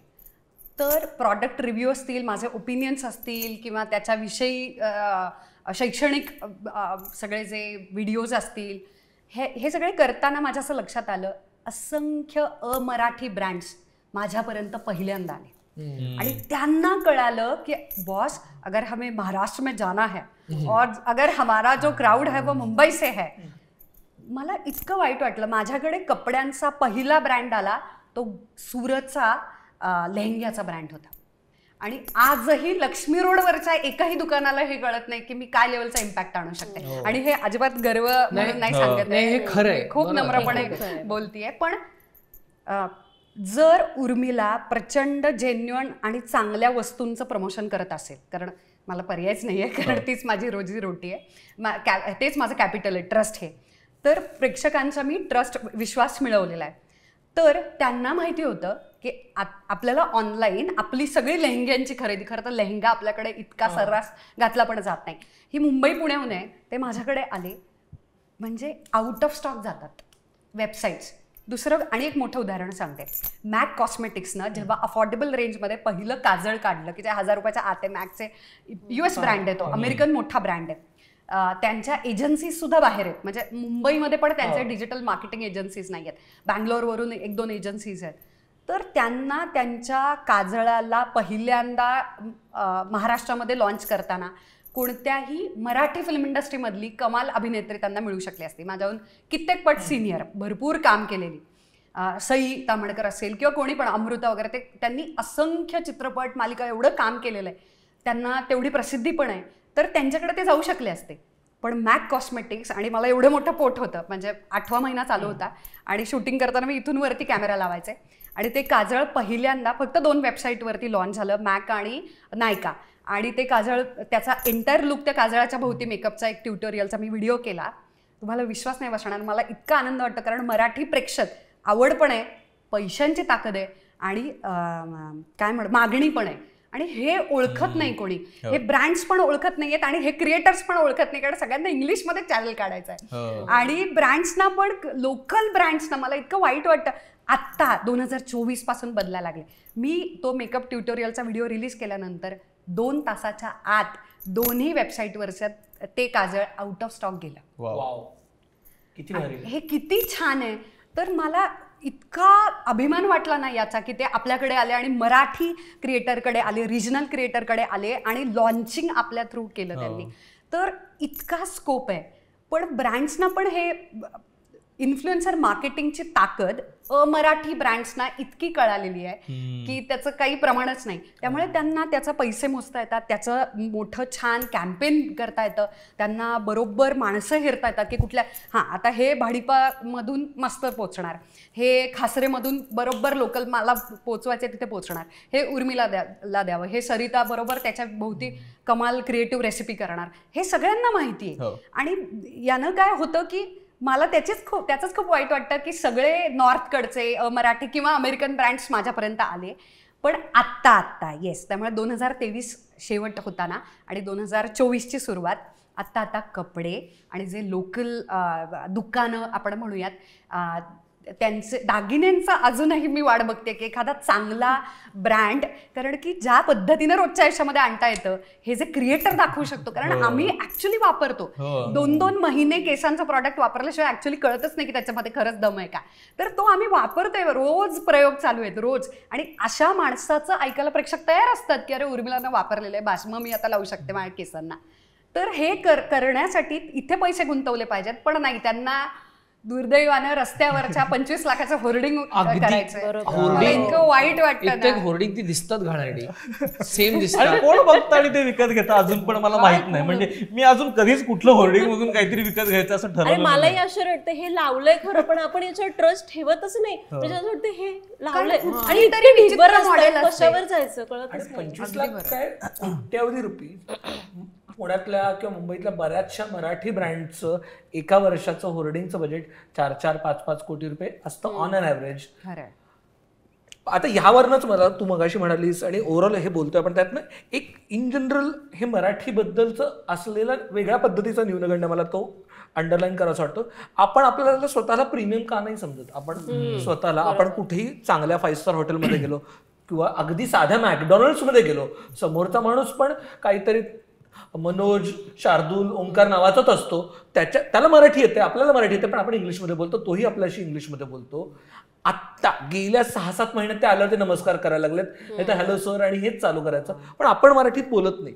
आणि इन जनरलचं ब्रँडच्या बाबतीत पण ते तसंच वाटतं का की प्रीमियम ब्रँड म्हटलं की इंग्लिशमध्ये बोलायचं, मराठीत बोललं की प्रीमियम ब्रँडचं वाटतं की किंमत कमी होईल. हे असं का आहे असं वाटतं? मला काय वाटतं यामध्ये की आपण लेट्स से फ्लेक्सबद्दल बोलतोय, बॅनरबद्दल. तर बॅनरच्या ज्या कंपन्या आहेत त्यांच्या अंडर ज्या सोशल मीडिया कंपन्या काम करतात, ग्राफिक डिझाईन, या व्यवस्थित पिच करतात त्या ओनर्सला किंवा त्या कंपनी मालकांना किंवा ब्रँडला की आपण हे केलं पाहिजे. तसं इन्फ्लुएन्सरच्या बाबतीत कोणाचं पिच करणारा नाहीये की याचा फायदा किती आहे. एखादा रिअल इस्टेटचा ओनर असतो, तो काय 24 तास सोशल मीडियावर नसतो, त्याला एवढं माहिती नसतं, त्याला माहितीच नाही की मी पोहोचणार कसं. मला वाटतं हे मधले आहेत ना, यांना प्रॉपर पिच करता येतं की होर्डिंग का लावल्या पाहिजेत.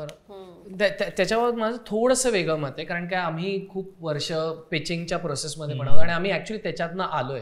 म्हणजे गुलबदन टॉकीज ही ओरिजिनल कंपनी ज्याचे हे सगळे चॅनल आहेत आणि आम्ही ब्रँड्स बरोबरच काम करायचो आणि आम्ही एम ग्रुपच्या सगळ्या ब्रँड्स बरोबर काम केलंय, हिंदुस्तान लिव्हरच्या सगळ्या लोकांबरोबर काम केलं आणि आतनं बघितलेलं आहे पिचिंग प्रोसेस आणि हे ते. आणि त्यामुळेच भाडीपा इव्हन OTTवर जाऊ शकते, कारण आम्हाला पिचिंग प्रोसेस माहिती आहे, पिच कसं करायचं. तर हा जे पर्टिक्युलरली राधा ती जी म्हणते की जे आपले इथले लोकल ब्रँड असतात सगळे, तर त्याच्यामध्ये काय झालंय ना की त्यांच्या एजन्सी आणि त्यांचे जे आपलं आपण म्हणतो ना की सुसेगातपणा जो गोव्यात असतो तो आलेला आहे की माझी ही एजन्सी, तुम्ही त्यांच्याशी बोला ना. आणि त्या एजन्सीचं अर्थात त्यांचं सगळं आता दुकान लागलेलं आहे, त्यांना ते डिस्टर्ब नाही करायचंय. तर त्या एजन्सीजना पेनिट्रेट करणं अवघड जातं. जर का या एजन्सीजनी त्या जागरूक झाल्या आणि त्यांना लक्षात आलं की आपण जर का डिलिव्हर करायला लागलो तर हा माणूस आणखीन पैसे देणार आहे, तर एक मार्ग आहे. केव्हा हे जे मालक आहेत ब्रँडचे, त्यांनी त्यातला आराम आणि आळस सोडून त्यांनी हा विचार केला पाहिजे की नाही, आपण नवीन विचाराने नवीन एजन्सीजना अप्रोच करू ज्यांना नवीन मार्ग माहिती आहेत. आणि ज्यांनी ह्याच्यावर इम्पॅक्ट होईल. म्हणजे ROI कॅल्क्युलेशन बेसिस बघा ना, खासऱ्याने व्हिडिओ टाकला पटकन पोहोचतो 3 लाख लोकांपर्यंत. आतापर्यंत असं कोण आहे ज्यांनी चौकात बॅनर बघितला नंबर असं डिस्कशन मला फ्लॅट घ्यायचं. पण हे सगळं आम्ही करून झालेलं आहे. म्हणजे आम्ही एजन्सीज थ्रू जाऊन झालेला आहे आमचा, आम्ही पिच करून. पण तो एक आता आळस आहे, ती म्हणते तसे हळूहळू जागे व्हायला लागले. आता आम्ही कांदेपोहेचा पहिला जो व्हिडिओ केला होता ना, त्याच्यामध्ये आम्ही जाणून बुजून लिटरली खूप, म्हणजे मी खरं हे सांगून हे गणित आहेत सगळी, पण अगदी स्वस्तात आम्ही कुठल्या तरी एका बिल्डरसाठी त्यात ब्रँडिंग केलं. की का, तर आम्हाला माहिती होतं कांदेपोहे आपण दररोज वेगळ्या वेगळ्या घरात जाऊ शकतो आणि त्या घराबद्दल डिस्कशन, अगदी हुशारीने ते प्लेसमेंट केलं होतं. 26 एपिसोड आणि त्या सगळ्या एपिसोड हिट होऊन सुद्धा 26 एपिसोड नंतर फायनली आता एक बिल्डर म्हणला आमच्याकडे करा. आणि जसं केलं तिथे म्हणजे त्याचा इम्पॅक्ट इतका मोठा होता की त्यांनी 3 फ्लॅट विकले. तर आता खरं तर पण एजंटचे मिळतात तसे 2% तरी तुम्हाला मिळाले. पण ते 26 एपिसोड कन्व्हिन्सिंग करण्यात गेले. दरवेळेस आपलं जातायत आमची टीम आणि पिचिंग करते, अहो मागे बघा असा फायदा झाला. पण आता त्यात एक आळस आहे, तो जागा करणं एक गरजेचं आहे. म्हणजे बेसिक तुम्ही पेड कॅम्पेनचं बजेट आणि इन्फ्लुएन्सरचं तुम्ही ROI चेक केला ना, इन्फ्लुएन्सर असं झटक्यात कन्वर्ट करतात. हो अगदी 100%. म्हणजे आता काय आहे ते ब्रँडच्या साईडनी लोकांना समजायला अजून तो वेळ जाणार आहे. मला वाटतं हा जो ट्रस्ट आहे ना, तो आपल्या बोली भाषेतूनच आलेला आहे. परत येऊन शेवटी काय, कारण तो कनेक्ट आपल्या भाषेतूनच आपण लोकांपर्यंत पोहोचतो. आणि त्यामुळे मला वाटतं ते आपल्या इथल्या लोकल ब्रँड्सला कळणं अवघड आहे. कारण मी आत्ता रिसेंटली माझ्या बाबतीत काय झालं, एक खूप मोठा ब्रँड होता, ते म्हणाले की म्हणजे ते म्हणाले की आम्हाला फक्त महाराष्ट्रातल्या लोकांपर्यंत हे बिस्किट पोहोचवायचं आहे, त्याच्यात फक्त बदल झाले ते त्यांना सांगायचे. तुम्हाला काही म्हणायचं नाही की हेच खा, फक्त म्हणायचं की याचा रंग बदललाय. आणि दुसराच एक लोकल ब्रँड येऊन मला म्हणतो की तुम्ही एवढ्यातच करा कारण तुम्ही रिजनल आहात. कारण आपलेच लोक आपल्यालाच थोडेसे किंमत देत नाहीत. बरोबर शब्द वापरला तू. आणि त्यामुळं आपल्याला वाटतं की आपलीही व्हॅल्यू वाटतं आपल्याला की किंमत आहे की नाही असं होतं. पण तेच ज्यावेळी इंटरनॅशनल ब्रँड किंवा खूप मोठा ब्रँड तुमच्याकडे येतो त्यावेळी कळतं की अरे नाही, आपण कशाला यांना पण. किंवा मग सलमान खानला पोस्टरवर आणायचं, त्याच्यावर 2 कोटी लावतील, पण ते सलमान खान कडनं दागिने नाही घेणार आहे कोण. पण मला काय वाटतं, तुला असं वाटतं ते सेलेब्स ऍक्च्युअली वापरत असतील प्रॉडक्ट? हाच तर फरक आहे ना, की आपण जे प्रेक्षक आहेत आपण प्रेक्षकच आहोत, आपण त्यांच्यातलीच माणसं आहोत. आणि फक्त आपल्याकडे कॉन्टेंट क्रिएशनचं स्किल प्राप्त झालेलं आहे आपल्याला, की हे याचं करिअर कसं करावं बास. त्याच्यामुळे आपल्या जगण्यातून ते प्रॉडक्ट येणार आहे ना. लिटरली आपल्याला कॉमेंट्स येतात की, म्हणजे आता मला आणि रुमिलाला तर मी सांगू शकते की तुझ्यावर आमचा विश्वास आहे, तू आम्हाला सांग आम्ही काय वापरू. हे इथपर्यंत इतक्या कॉमेंट्स येतात डेली. म्हटलं तरी बाळाला काय खाऊ घालायचं किती रिस्क आहे ही. म्हणजे मी जे माझ्या बाळाला खाऊ घालते बाळ झाली डिसेंट्री त्याच्यामुळे हगवण लागली. सांगायचे लगेच. गंमत होत आता तो डिसेंट्री म्हणाला, हगवून म्हणलं दिसते का डायरेक्ट हगवण शब्दामध्येच दिसतंय. ऍक्च्युली हाच गोष्ट अंडरलाईन करायची की आपण बोलीभाषेतले शब्द वापरलं ती पटकनी आपल्या केमिकली पण लगेच दिसायला लागतं आपल्याला, कारण ते इनग्रेंड आहे आपल्या पोटात येताना ते आलेलं आहे आपल्याकडे. तू वेगळा विषय काढला होता, आम्ही पुन्हा ब्रँडकडे गेलो. काय मी म्हणत होतो की आपण कोणत्याही हॉटेल्समध्ये गेलो, कुठेही गेलो आपण, की इंग्लिशचं आपल्याला कुठेतरी इंग्लिशमध्ये बोललो की आपण श्रीमंत धरले जाऊ, आपण प्रीमियम धरले जाऊ. त्याचं एक आणखीन सगळ्यात महत्वाचं उदाहरण आपले चित्रपट आणि OTT पण आहे. आपण चित्रपट आणि OTT हे ड्रॉइंग रूम वालेच बनवतो अजून. म्हणजे आपण जे म्हणतो की आपल्या मी जेव्हा बघायला जातो आता मार्वल सारखाचे म्हणजे जे मार्वल युनिव्हर्स आहे, अर्थात तेवढे बजेट आपण सगळं बोलूयात त्याच्याबद्दल, पण काहीतरी तरी दिसू देत मला. म्हणजे काहीतरी सिनेमा बघायला गेलो ह्याचं फिलिंग तरी येऊ दे, काहीतरी जाणवू देत. किंवा दुसरं इव्हन OTTवर एक 5 शो झाले असतील मॅक्झिमम मराठीमध्ये, ज्याला म्हणजे काय म्हणत आपण सोनीचे 2 शो, पेटपुराण, शांतीत क्रांती, त्याच्यानंतर आपला तो एक MXने एक केला होता समांतर तो, आणि त्याच्यानंतर झीचा एक शो होता, आणि प्लॅनेट मराठीचा एक तो रान बाजार. हे 5-6 शो सोडल्यात एकही मराठी OTT शो हा टीव्ही सिरियलच्या पुढे नाही गेला दिसण्यात. आपणच स्वतःला प्रीमियम नाही बनवत, आपण अत्यंत गरिबीत बनवत राहतो, दिसायला चकाचक नाही, हे नाही ते नाही. मग का अपेक्षा ठेवायच्या प्रेक्षकांनी ह्याच्यासाठी पैसे मोजावे. म्हणजे आज आपण टाटा स्काय घेतलं तर आपल्याला 200 रुपयामध्ये 200 चॅनल येतात, बरोबर.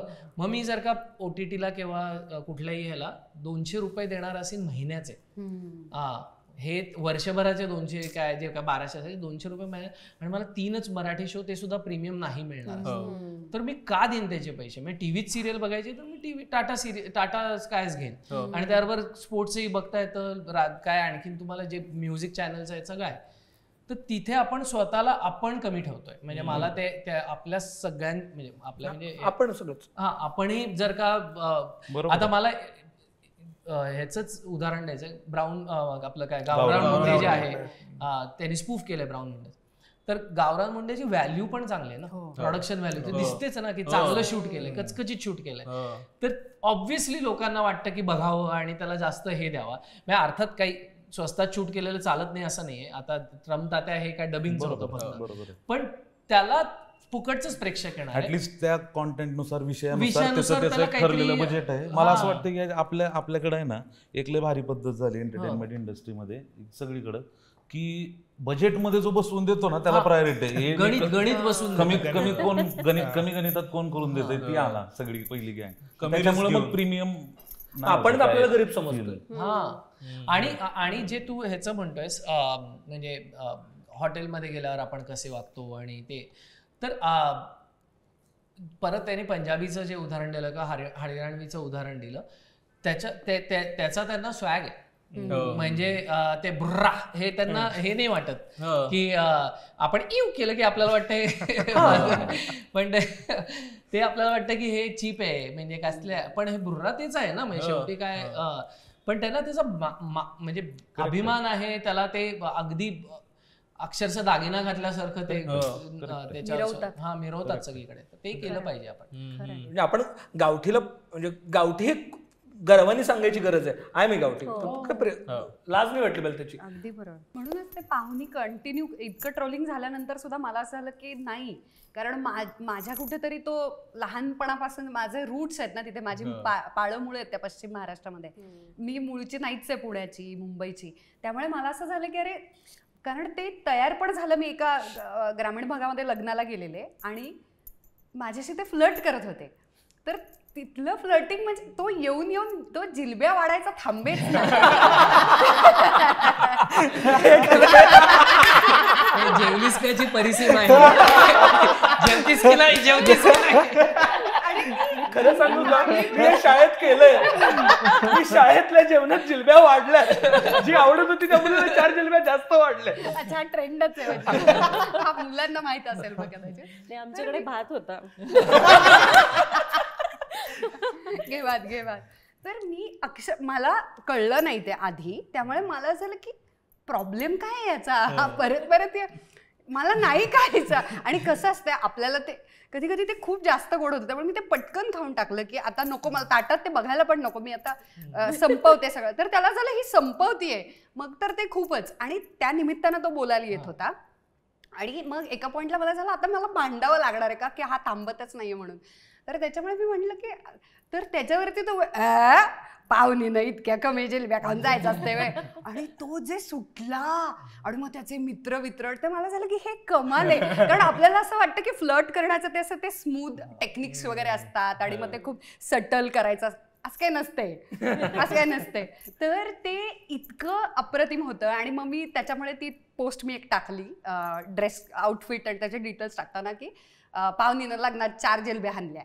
आणि मग ते तिथून ते सुरू झालं आणि मग ते पाहुणी कॅरेक्टर वगैरे. तर मला झालं की हे लोक यांना नावं, मला त्याचंच वाईट वाटतं की कमेंट्समध्ये जे भांडणं होतात ना एकमेकांना नावं ठेवण्याची, त्याच्यात म्हणूनच मी म्हटलं की स्वीकारता येत नाही वेगवेगळ्या बोली भाषा, अजूनही हे बरोबर आणि हे चुकीचं, आणि ते थांबवून म्हणजे कारण माध्यम, सरिताताई म्हणाली तसं की माझी मतं व्यक्त करण्यासाठीचं फक्त माध्यम जर असेल आणि माझं म्हणणं स्ट्रॉंग असेल तर ते कसं, म्हणजे त्यामुळे परत एकदा मी माध्यमांवरती पण येते की मग ते पुस्तकात लिहून जर त्याची कपॅसिटी त्या कॉन्टेंटची, त्या व्यक्त होण्याची पुस्तकाची असेल तर ते पुस्तकातच आलं पाहिजे.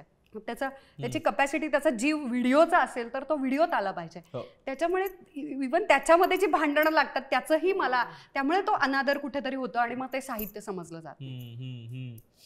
मला अजून एक असं विचारायचं होतं की आता सगळे क्रिएटर्स पण एकत्र आलेत. मी खूप म्हणजे आता गेले काही 5-6 वर्ष भाडीपासोबत जोडला होतो, आत्ता अमुक तमुक करतो आहे मी ना. हे असे परत तो मराठीपणाचा जो हे आहे ना, त्याच्यासोबत येणारा जो गुण आहे ज्याच्याबद्दल लोक बोलतात की लोक फार मिसळत नाहीत, लोक मराठी माणसं फार एकमेकांना मदत करत नाहीत, मराठी लोक फार एकत्र येत नाहीत आणि एकत्र काही करत नाही, असं तुम्हाला वाटतं का? किंवा कारण खरं तर ज्या वेळेस क्रिएटर्स बद्दल बोललं जातं ना, युट्यूब क्रिएटर्स बद्दल सगळे लोक एकमेकांना आपापली कॉम्पिटिशन समजतात. का माहित नाही का? म्हणजे प्रत्येक ज्या पद्धतीनं कॉन्टेंट बनवतो प्रत्येकाचं आपापलं काम आहे आणि प्रत्येकासाठीचा एक ऑडियन्स आहे. आणि खरं तर असं थोडीच आहे की ते चॅनल्स आहेत वेगवेगळे, की झी बदलला की सोनी लागणार आहे आणि ते नाही बघितलं की वेगळं चॅनल लागणार आहे. प्रत्येक ऑडियन्स प्रत्येक क्रिएटर पर्यंत पोहोचू शकतो. तर मराठी क्रिएटर्स पण एकत्र येत नाहीत. म्हणजे ते काय मूर्खपणा आहे तो जर कोणी करत असेल तर. आम्ही खूप वेळा त्याच्यावर चर्चा केली की 3 गोष्टींवरच चालतं इंटरनेटवरचं जे काही तुमचा इन्फ्लुएन्सर असाल किंवा युट्यूबर असाल काही असाल तर, की कन्सिस्टन्सी, त्याच्यानंतर कोलॅबरेशन आणि काहीतरी एक आणखीन एक ते युट्यूबच्या ह्याच्यामध्ये सांगतात 3C. त्यातला कोलॅबरेशन हा भाग इतका महत्त्वाचा आहे. त्याच्याशिवाय आत्ता अगदी उदाहरण आमचं घरचं उदाहरण द्यायचं झालं तर भाडीपाचं इंस्टाग्राम अडकलं होतं. व्ह्यूज भरपूर यायचे, त्याचं काही सबस्क्रिप्शन वाढेना, फॉलोईंग वाढेना आणि त्याचा सगळ्यात गाभा हा होता की त्याचे कोलॅबरेशन थांबले होते, जे आता पुन्हा सुरू केले आणि सट पुढे जायला लागलं लगेच. तर तो त्या धंद्याचा भागच आहे हे सगळ्यात, म्हणजे कारण त्याच्याशिवाय ते पसरणारच नाही. आणि कदाचित आता असेल की नाही मला माहिती नाही, पण आधीचे आम्ही जे कॉन्टेंट क्रिएटर आम्ही कधीच असं केलेलं नाही. म्हणूनच माझं ऍक्च्युली दुमत आहे, कारण की उलट सगळ्यांनी, म्हणजे मी आज जी काही आहे याच्यात करू का, आणि मी रोज सारंग ऐक ना 0 व्ह्यूज आहेत कोणीच बघत नाही, बंद करू का रे, आणि थोडं एक वर्षभर, आणि मी हा वर्ष म्हणतोय अजून निर्णय. ही जी मदत आहे ती त्यानं केली. त्याच्यानंतर सरिताताईनं तिचं वर्षानुवर्ष, म्हणजे ती माझ्यापेक्षा मोठी क्रिएटर होती, सबस्क्रायबर्स मोठे सगळं हे, आणि ती नव्यानं लोगो लॉन्च करत होती. तिच्या लोगो लॉन्चिंगसाठी कोलॅबरेशन म्हणून तिच्यापेक्षा कमी सबस्क्रायबर्सवाल्या मुलीला तिनं घरी बोलवलं, व्हिडिओ केला आणि लोगो लॉन्च केला. त्याच्यानंतर आपण म्हणजे मला शार्दूलनं इतकी माणसं, तुला कोण पाहिजे, ओके, तुला ग्राफिक डिझायनर पाहिजे, तुला कॅमेरा पर्सन पाहिजे, कोण, फक्त संजाच मला का नाही बोलवते मला कळत नाही. त्याचं काहीतरी ते वितुष्टच आहे मनात, आणि याला मी दोष देऊ शकत नाही कारण आमची ओळख आता झालेली आहे. पण मी याच्यावरती हे डोळा ठेवणं की आता हा मला बोलायला. आणि तुम्ही सगळे कसं आहे, मी तुम्हाला साडी नेसण्याचं तर सांगू शकत नाही, पण मला विशेष सारंगचं जे खूप छान फॅशन आणि त्याची आवड आहे, त्याची स्टाईल पण खूप युनिक आहे, त्याच्याविषयी मला व्हिडिओ करायचा आहे. पण त्याचं कारण मी इतरांबरोबर, मी रचना रानडे बरोबर केलं, कोलॅब जे आपण करतो, मी किती वेळा आपण एकत्र एपिसोड केला. त्याचं कारणच असं की 2-2.5 वर्ष झोप नाही आणि आई पण बाळण पण याच्यातून, त्यामुळे. पण मला आता इथून पुढे खूप सारे व्हिडिओज करायचे. हा का नाही बोलवते हे नाही, आमचंही राहिलंय किती वर्ष. तुलाही तेच केलं का त्याने? पण ते इतक्या लेवलचं झालं की परत इतक्यात काही करायला हॅरी पॉटर पण काय कारण आहे, म्हणजे इथे आज तिने धरले. आता जे काही लेखक आहेत आपले, यांना एक सांगतो, उर्मिला ताईसाठी एक व्हिडिओ पटकन लिहायला चालू करा. तू असं ताई वगैरे दादा ताई म्हटल्यानंतर तर पत्ते कट होतात. तुला घेऊन एक आम्ही गाणं करतो, आता सांगतो मी तुला एक गाणं करू आपण. एक गाणं करू, काहीतरी साडी या विषयावरच करू. टायटल पण मिळालं, पाहुणा आवाज, वेगळ्या लेवलचं कोलॅबरेशन सुरू झालं इकडे. पाहुणा आवाज महाकोलॅब होऊ शकतो. आज पहिल्यांदा इतकं न बोलून. अरे व्हिडिओवर नसेल झालं कोलॅबरेशन, पण आपण ऑफ कॅमेरा भेटतोय, ऑफ कॅमेरा तर बऱ्याचदा होतात. ऑफ कॅमेरा कोलॅबरेशन खूप आहेत आपले.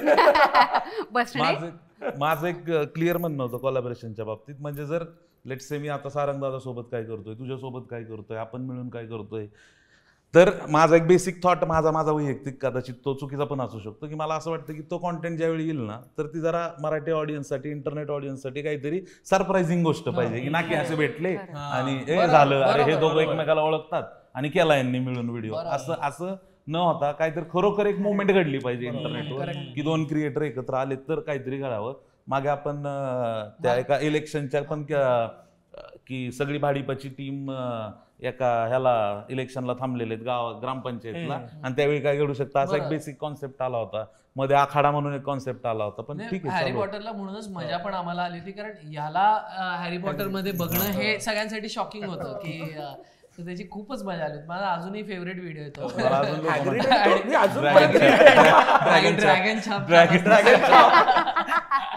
क्रिएटर्स मध्ये तरी सगळे मदत करतात. म्हणजे मी उत्कर्ष असेल सगळ्यांना आम्ही विचारतो की इवन एम्प्लॉईज, कारण की ना गंमत अशी आहे की व्हिडिओ क्रिएशन, कॉन्टेंट क्रिएशन ते यूट्यूब ॲप समजून घेणं, सिनेमा, फिल्म मेकिंग किंवा व्हिडिओ मेकिंग ते कौशल्य, आणि त्यात आपण ज्या ज्या कॅटेगरीत काम करतोय त्याच्यातलं ॲटलिस्ट बेसिक त्याच्याविषयीचं रिसर्च किंवा नॉलेज काम करण्याची तयारी, अशी व्यक्ती जी खूपच डायनॅमिक असते टीममध्ये मिळणं पण अवघड असतं. त्याच्यामुळे तसे पण फोन केले जातात की आहे का कोणी आम्हाला मदत करण्यासाठी किंवा काय, आणि ते प्रोव्हाइड केलं. म्हणजे मला तरी सतत सगळ्यांनी मदत केलेली आहे, अगदी प्रामाणिकपणे मी सांगते. आणि मगाशी उर्मिला तू म्हणालीस की माझे सबस्क्रायबर्स कमी असून पण मी बोलवलं, कारण मला कुठलाच क्रिएटर कधी असं वाटत नाही की त्याचे मिलियनचे वर आहेत म्हणून तो खूप मोठा आहे आणि अगदी एखाद्याचे लाखभर आहेत म्हणून कमी आहे. बघ, तू मगाशी काय म्हणाली की जे तू फॅशनवर व्हिडिओज करते किंवा लाईफस्टाईल वगैरे सगळ्या गोष्टी, मी पहिल्यांदा तुलाच फॉलो करायला लागले त्या गोष्टीसाठी, आणि मी बसून म्हटलं अरे मराठीमध्ये हा कॉन्टेंट मला मिळतो, आणि तुझ्यामुळेच खरं तर मी बऱ्याच गोष्टी शिकलेली आहे. कदाचित मला असं म्हणजे पर्सनली वाटतं की कुठलाही कॉन्टेंट क्रिएटर लहान मोठा नसतो, तो कॉन्टेंट काय क्वालिटीचं बनवतो ना याच्यावर असतं. आणि म्हणून मी बिंदास तुला फोन केला, आणि मी तुला ईमेल करत असताना जरासं म्हणत होते ही करेल का रिप्लाय, तू सकाळीच मला फोन केला. म्हणलं अरे उत्कर्ष, उर्मिलाचा फोन आलाय, तो म्हणे अरे उचल. म्हणजे असं नसतं की तू लहान आहेस म्हणून तू अशी म्हणजे माझ्यापेक्षा अरे हा करेल बघू, असं नाही. तुझा कॉन्टेंट किती क्वालिटी आहे याच्यावर, आणि म्हणून त्याच बेसिसवर मी तुला ईमेल केला होता कोलॅबरेशनसाठी. आणि मला वाटतं आमचं पहिलं कोलॅबरेशन आपल्या दोघींचं पण आमच्या एकमेकींसोबतच होतं. मला वाटतं एक शेवटचा प्रश्न घेऊयात की हे सगळा संवाद घडवण्याचा, सगळ्या गप्पा मारण्याचं कारण आहे की आपण तेवढी किंमत आपल्या भाषेला देतो. आपल्या भाषेला घेऊन म्हणजे आता फक्त मराठी नाही तर कुठल्याही भाषांविषयी ची लाज बाळगली पाहिजे का, आणि तो न्यूनगंड ठेवला पाहिजे का, ह्याच्यावर एक फायनल रिमार्क घेऊयात आणि मग आजचा हा पॉडकास्ट समाप्त करूयात. हे अर्थात बाळगली नाही पाहिजे. म्हणजे कुठलीही लाज आणि कुठल्याही न्यूनगंडा खाली आपण राहिलो नाही पाहिजे. कारण सगळ्यात महत्वाचं म्हणजे आपल्याला जसं सगळ्यांनी सुरुवातीला सांगितलं की आपल्याला पायाला ठेच लागली की आपण आई ग म्हणतो किंवा शिवी येते. मी आपलं एक तुमचा चांगला चॅनल आईच्या पुढे काही येऊ शकतं, तर असं आपल्या तोंडून आपोआप येतं. आपल्याला जेव्हा भूक लागते तेव्हा आपण त्याच मराठी भाषेतच सांगतो की भूक लागली म्हणून. आपण असं म्हणून आय एम हंग्री असं कधीच म्हणणार नाही. तर हे सगळं जर का आपलं म्हणजे आपलं नॅचरल इन्स्टिंक्ट हे आहेत की आपण मराठी भाषा वापरतो, तर मग त्याच्यामध्ये व्यक्त होणं सगळ्यात सोपं आहे. त्याच्यामध्येच जर का तुम्हाला व्यक्त होतं, कारण काय व्यक्त होणं हाच कलेचं सगळ्यात महत्वाचं काम आहे. की कला ही फक्त व्यक्त होण्यासाठीच आहे वेगळ्या वेगळ्या मार्गाने. तर मग जर का मला व्यक्त मला ह्या भाषेतच करता येत आहे तर त्याच्यात आपण टिकून राहिलं पाहिजे. उगीच दुसऱ्या भाषेचा वापर केला तर आपल्याला मनापासून व्यक्त होता येणार नाही, आणि मग आपण योग्य कला सादरच करू शकत नाही. आणि मला तर वाटतं जी भाषा आहे ना आपली, जोपर्यंत भाषेमध्ये कॉन्टेंट बनत ना तोपर्यंत भाषा मोठी होत नाही. जसं तो KGF कानडीमध्ये बहुतेक रिलीज झाला होता सुरुवातीला, मला ती भाषा आवडायला लागली कारण कॉन्टेंट स्ट्रॉंग होतं. आत्ता पण आहे ना, तुम्ही कारमध्ये चाललाय ना, खूप कमी लोक असतील जे मराठी गाणे ऐकतात, सतत पंजाबी गाणे वाजत असतात. मग जस्ट बिकॉज तुमच्या कदाचित प्रोडक्शन क्वालिटीमुळे असेल, मास्टरिंगमुळे असेल, काही कारण असतील. जेवढं कॉन्टेंट चांगलं बनणार तेवढे इतर भाषिक पण त्या भाषेवरती लक्ष ठेवून असतात. म्हणजे माझं लक्ष तर इव्हन जेव्हा पुष्पा रिलीज झाला त्यानंतर मी त्यांच्यातले जवळपास सगळे सिनेमे बघून काढले. मी गुजरातीमधले पण सिनेमे बघतो, जसं हेलारो होता बहुतेक तो का पाहिला, कारण कॉन्टेंट चांगलं होतं. मल्याळी सिनेमे तो कॉन्टेंट म्हणजे अगदी रील जरी असेल ना 1 मिनिटाची, ती पण इतकी दर्जेदार पाहिजे की बाकीच्यांनी लक्ष ठेवलं पाहिजे, अरे जबरदस्त आहे काहीतरी, हे वेगळं आहे. आणि आपले सिनेमे 10 भाषांमध्ये गेले पाहिजेत, आपली गाणी पण गेली पाहिजेत, लोकांनी ऐकली पाहिजेत. तुम्ही एकदा ना आपली स्वतःची प्लेलिस्ट चेक करा, तुम्हाला कितीतरी साऊथ इंडियन गाणे असे सापडतील. आपण ऐकत असतो, आपल्याला कळत नाही. पंजाबी गाणे ऐकतो आपण, इंग्लिशही ऐकतो. इंग्लिश तर मला अर्धी कळत पण तरी ऐकतो. सो मुद्दा हा आहे की आपल्या भाषेची लाज वाटण्याऐवजी आपल्याला तिला किती समृद्ध करता येईल ते पाहिलं पाहिजे. म्हणजे मी हेही म्हणतो की मी कदाचित भविष्यात रीलच करेल फक्त, बट त्याची क्वालिटी मी आत्ताही कॅमेरा यूज करतोय, भविष्यात अजून चांगले कॅमेरा असतील, अजून ड्रोन असतील, पण भाषा टिकली पाहिजे. आणि ती टिकायची असेल तर कॉन्टेंट स्ट्रॉंग. असं नाही की मराठी आणि पैसे कमी भेटतात ते नाही, ते स्ट्रॉंग बनलं पाहिजे. आपोआप आपली ब्रँड व्हॅल्यू वाढत जाईल. मला म्हणशील ना तर भाषेबद्दल मी तर सुरुवातच मराठीतून केली, कारण मी कंपॅरिझन केलं की कुठलं चांगलं वाटतं, त्यातून मला कनेक्ट जास्त जाणवलं म्हणून मी मराठी निवडली. आणि आता मला पण म्हणजे आता मी तर व्हिडिओज करत असते, पण आपल्या नेहमीच्या बोलताना आपण बरेच इंग्लिश शब्द वापरतो. उलट मी म्हणते की लाज बाळगायची काही गरज नाही आहे, मराठीच येते मला इंग्रजी येत नाही वगैरे म्हणून, आणि मराठीच मी कशाला करू वगैरे. मी उलट मध्ये मध्ये असा प्रयत्न केला की मी जितके शक्य होईल तेवढे इंग्लिश शब्द कमी वापरणार. आणि खरं सांगते त्याचा इम्पॅक्ट इतका चांगला झाला. मला अशा आता माझा कॉन्टेंट म्हणजे काय रेसिपीज बनवणार, त्यामुळं बऱ्याच हाऊसवाईफ्स आहेत, अगदी 70 उलटलेल्या बायकासुद्धा माझे व्हिडिओज बघतात. त्यांच्या मला अगदी छान शुद्ध मराठीतून कमेंट्स येतात की अगं तुझं मराठी किती छान आहे, इंग्रजी कमी वापरतेस त्यामुळे आम्हाला ऐकायला आवडतं. मग माझा आत्मविश्वास कुठं पोहोचला असेल, त्यामुळे मी तेच चालू केलं आणि मी जितके शक्य होईल तेवढे इंग्रजी शब्द कमी वापरण्याचा प्रयत्न करते. त्यामुळे मला वाटतं की मराठी बोलून जर आपण पुढच्याचं मन जिंकत असेल तर का नाही. 100%. माझा ह्याला साधा सिंपल विचार आहे. आपण कधी असं म्हणतो का कोणाला काही ओळख करून देताना, आईची ओळख करून देताना कधी आपण लाजतो का की ही आई आहे माझी, किंवा ॲज सिम्पल ॲज दॅट. तेवढं ते सोपं आहे. भाषा जर आपण म्हणतो माय मराठी, तर मग त्याच्यामध्येच आहे ऑलरेडी. आईची गोष्टीची आपल्याला लाज बाळगण्याचा काही संबंधच येत नाही, न्यूनगंड बाळगण्याचा काही संबंधच येत नाही त्या गोष्टीचा. आणि आता मनोज म्हणला त्याप्रमाणे उलट त्याला अजून समृद्ध करण्यासाठी, त्याला अजून मॅक्सिमम लोकांपर्यंत पोहोचवण्यासाठी, त्याला अजून सशक्त करण्यासाठी जेवढे प्रयत्न आपल्याला करता येतील ना तेवढे कमी पडतील. आणि हे आपण 100% क्रिएटर म्हणून अजून करतोय आणि आम्ही करत राहू. त्यामुळं लाज आणि न्यूनगंड कुठंतरी टाकू नाही. सगळ्यांनी ऍक्च्युली खूपच छान सांगितलंय. त्यामुळे अगदी बरोबर आहे की न्यूनगंड तर लांबची गोष्ट आहे, पण तू मग अशी खूप छान हे वापरलंस की त्याला मान मिळाला, त्याला ग्लॅमर आणलं. तर ते कुठेतरी म्हणजे मराठीतून व्हिडिओ करताना मला खूप जणांनी असं सांगितलेलं की एवढी मेहनत तू जर इंग्लिशमध्ये केली असती तर कुठल्या कुठे पोहोचली असती, किंवा हिंदी चॅनल काढला असता तर. हिंदी पण रिजनलच लँग्वेज आहे. पण मी जसं म्हटलं तसं त्यानं खूप छान सांगितलं की माझी मातृभाषा जी आहे ती मला ज्या पद्धतीनं व्यक्त करायला मुभा देते, तिथे कुठेच दुसरीकडे मला तशी मुभा मिळणार नाही आणि तो कुठेतरी परफॉर्मन्स होणार. दुसरी गोष्ट, आता क्रिएटरच्या खुर्चीमध्ये बसून सांगते की प्रचंड मागणी आहे मराठीमध्ये कॉन्टेंटसाठी, प्रचंड मागणी आहे.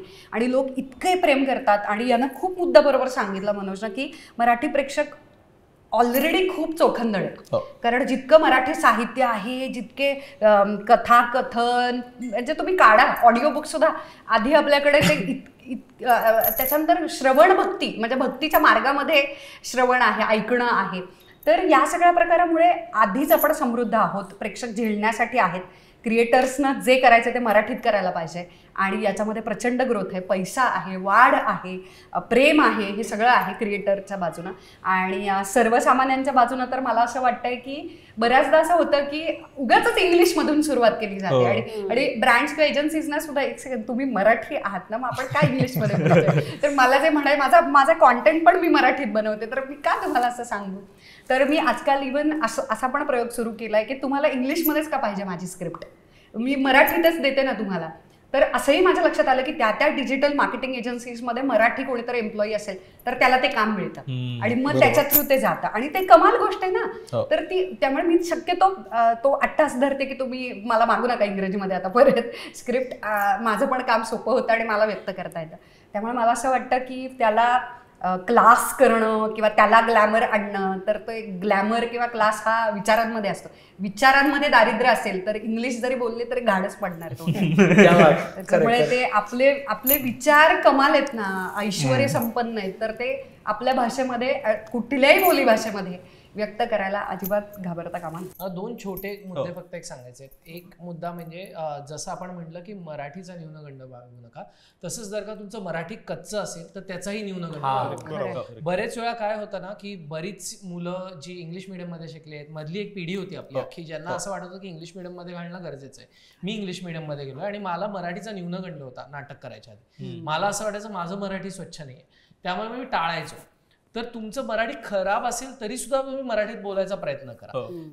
ते कोणी तुम्हाला जर म्हटलं एवढं इंग्रजाळलेलं मराठी बोलू नकोस तर ऐकू नका त्यांचं. तुमचं आपोआप मराठी सुधारत जाईल. जे इंग्लिश बोलणारे आपल्याला सांगतात की तू बोलून तर बघ इंग्लिश, तुझं सुधारेल इंग्लिश, तसंच तू बोलून तर बघ मराठी, सुधारेल मराठी. हा एक. आणि दुसरं, तू मगाशी एक मला आता जस्ट असं स्ट्राईक झालं म्हणून सांगतोय, आपण मगासपासून म्हणतो ह्याला आपण साहित्य का नाही म्हणत. आपण कॉन्टेंट, जेव्हा आपण रेसिपीमध्ये कॉन्टेंट काय आहे त्याचं असं म्हणतो, ते साहित्य त्याला लिटरली समानार्थी शब्द आहेत. तर आपण सगळे कॉन्टेंट क्रिएटरवरचं साहित्यकार म्हणायला पाहिजे.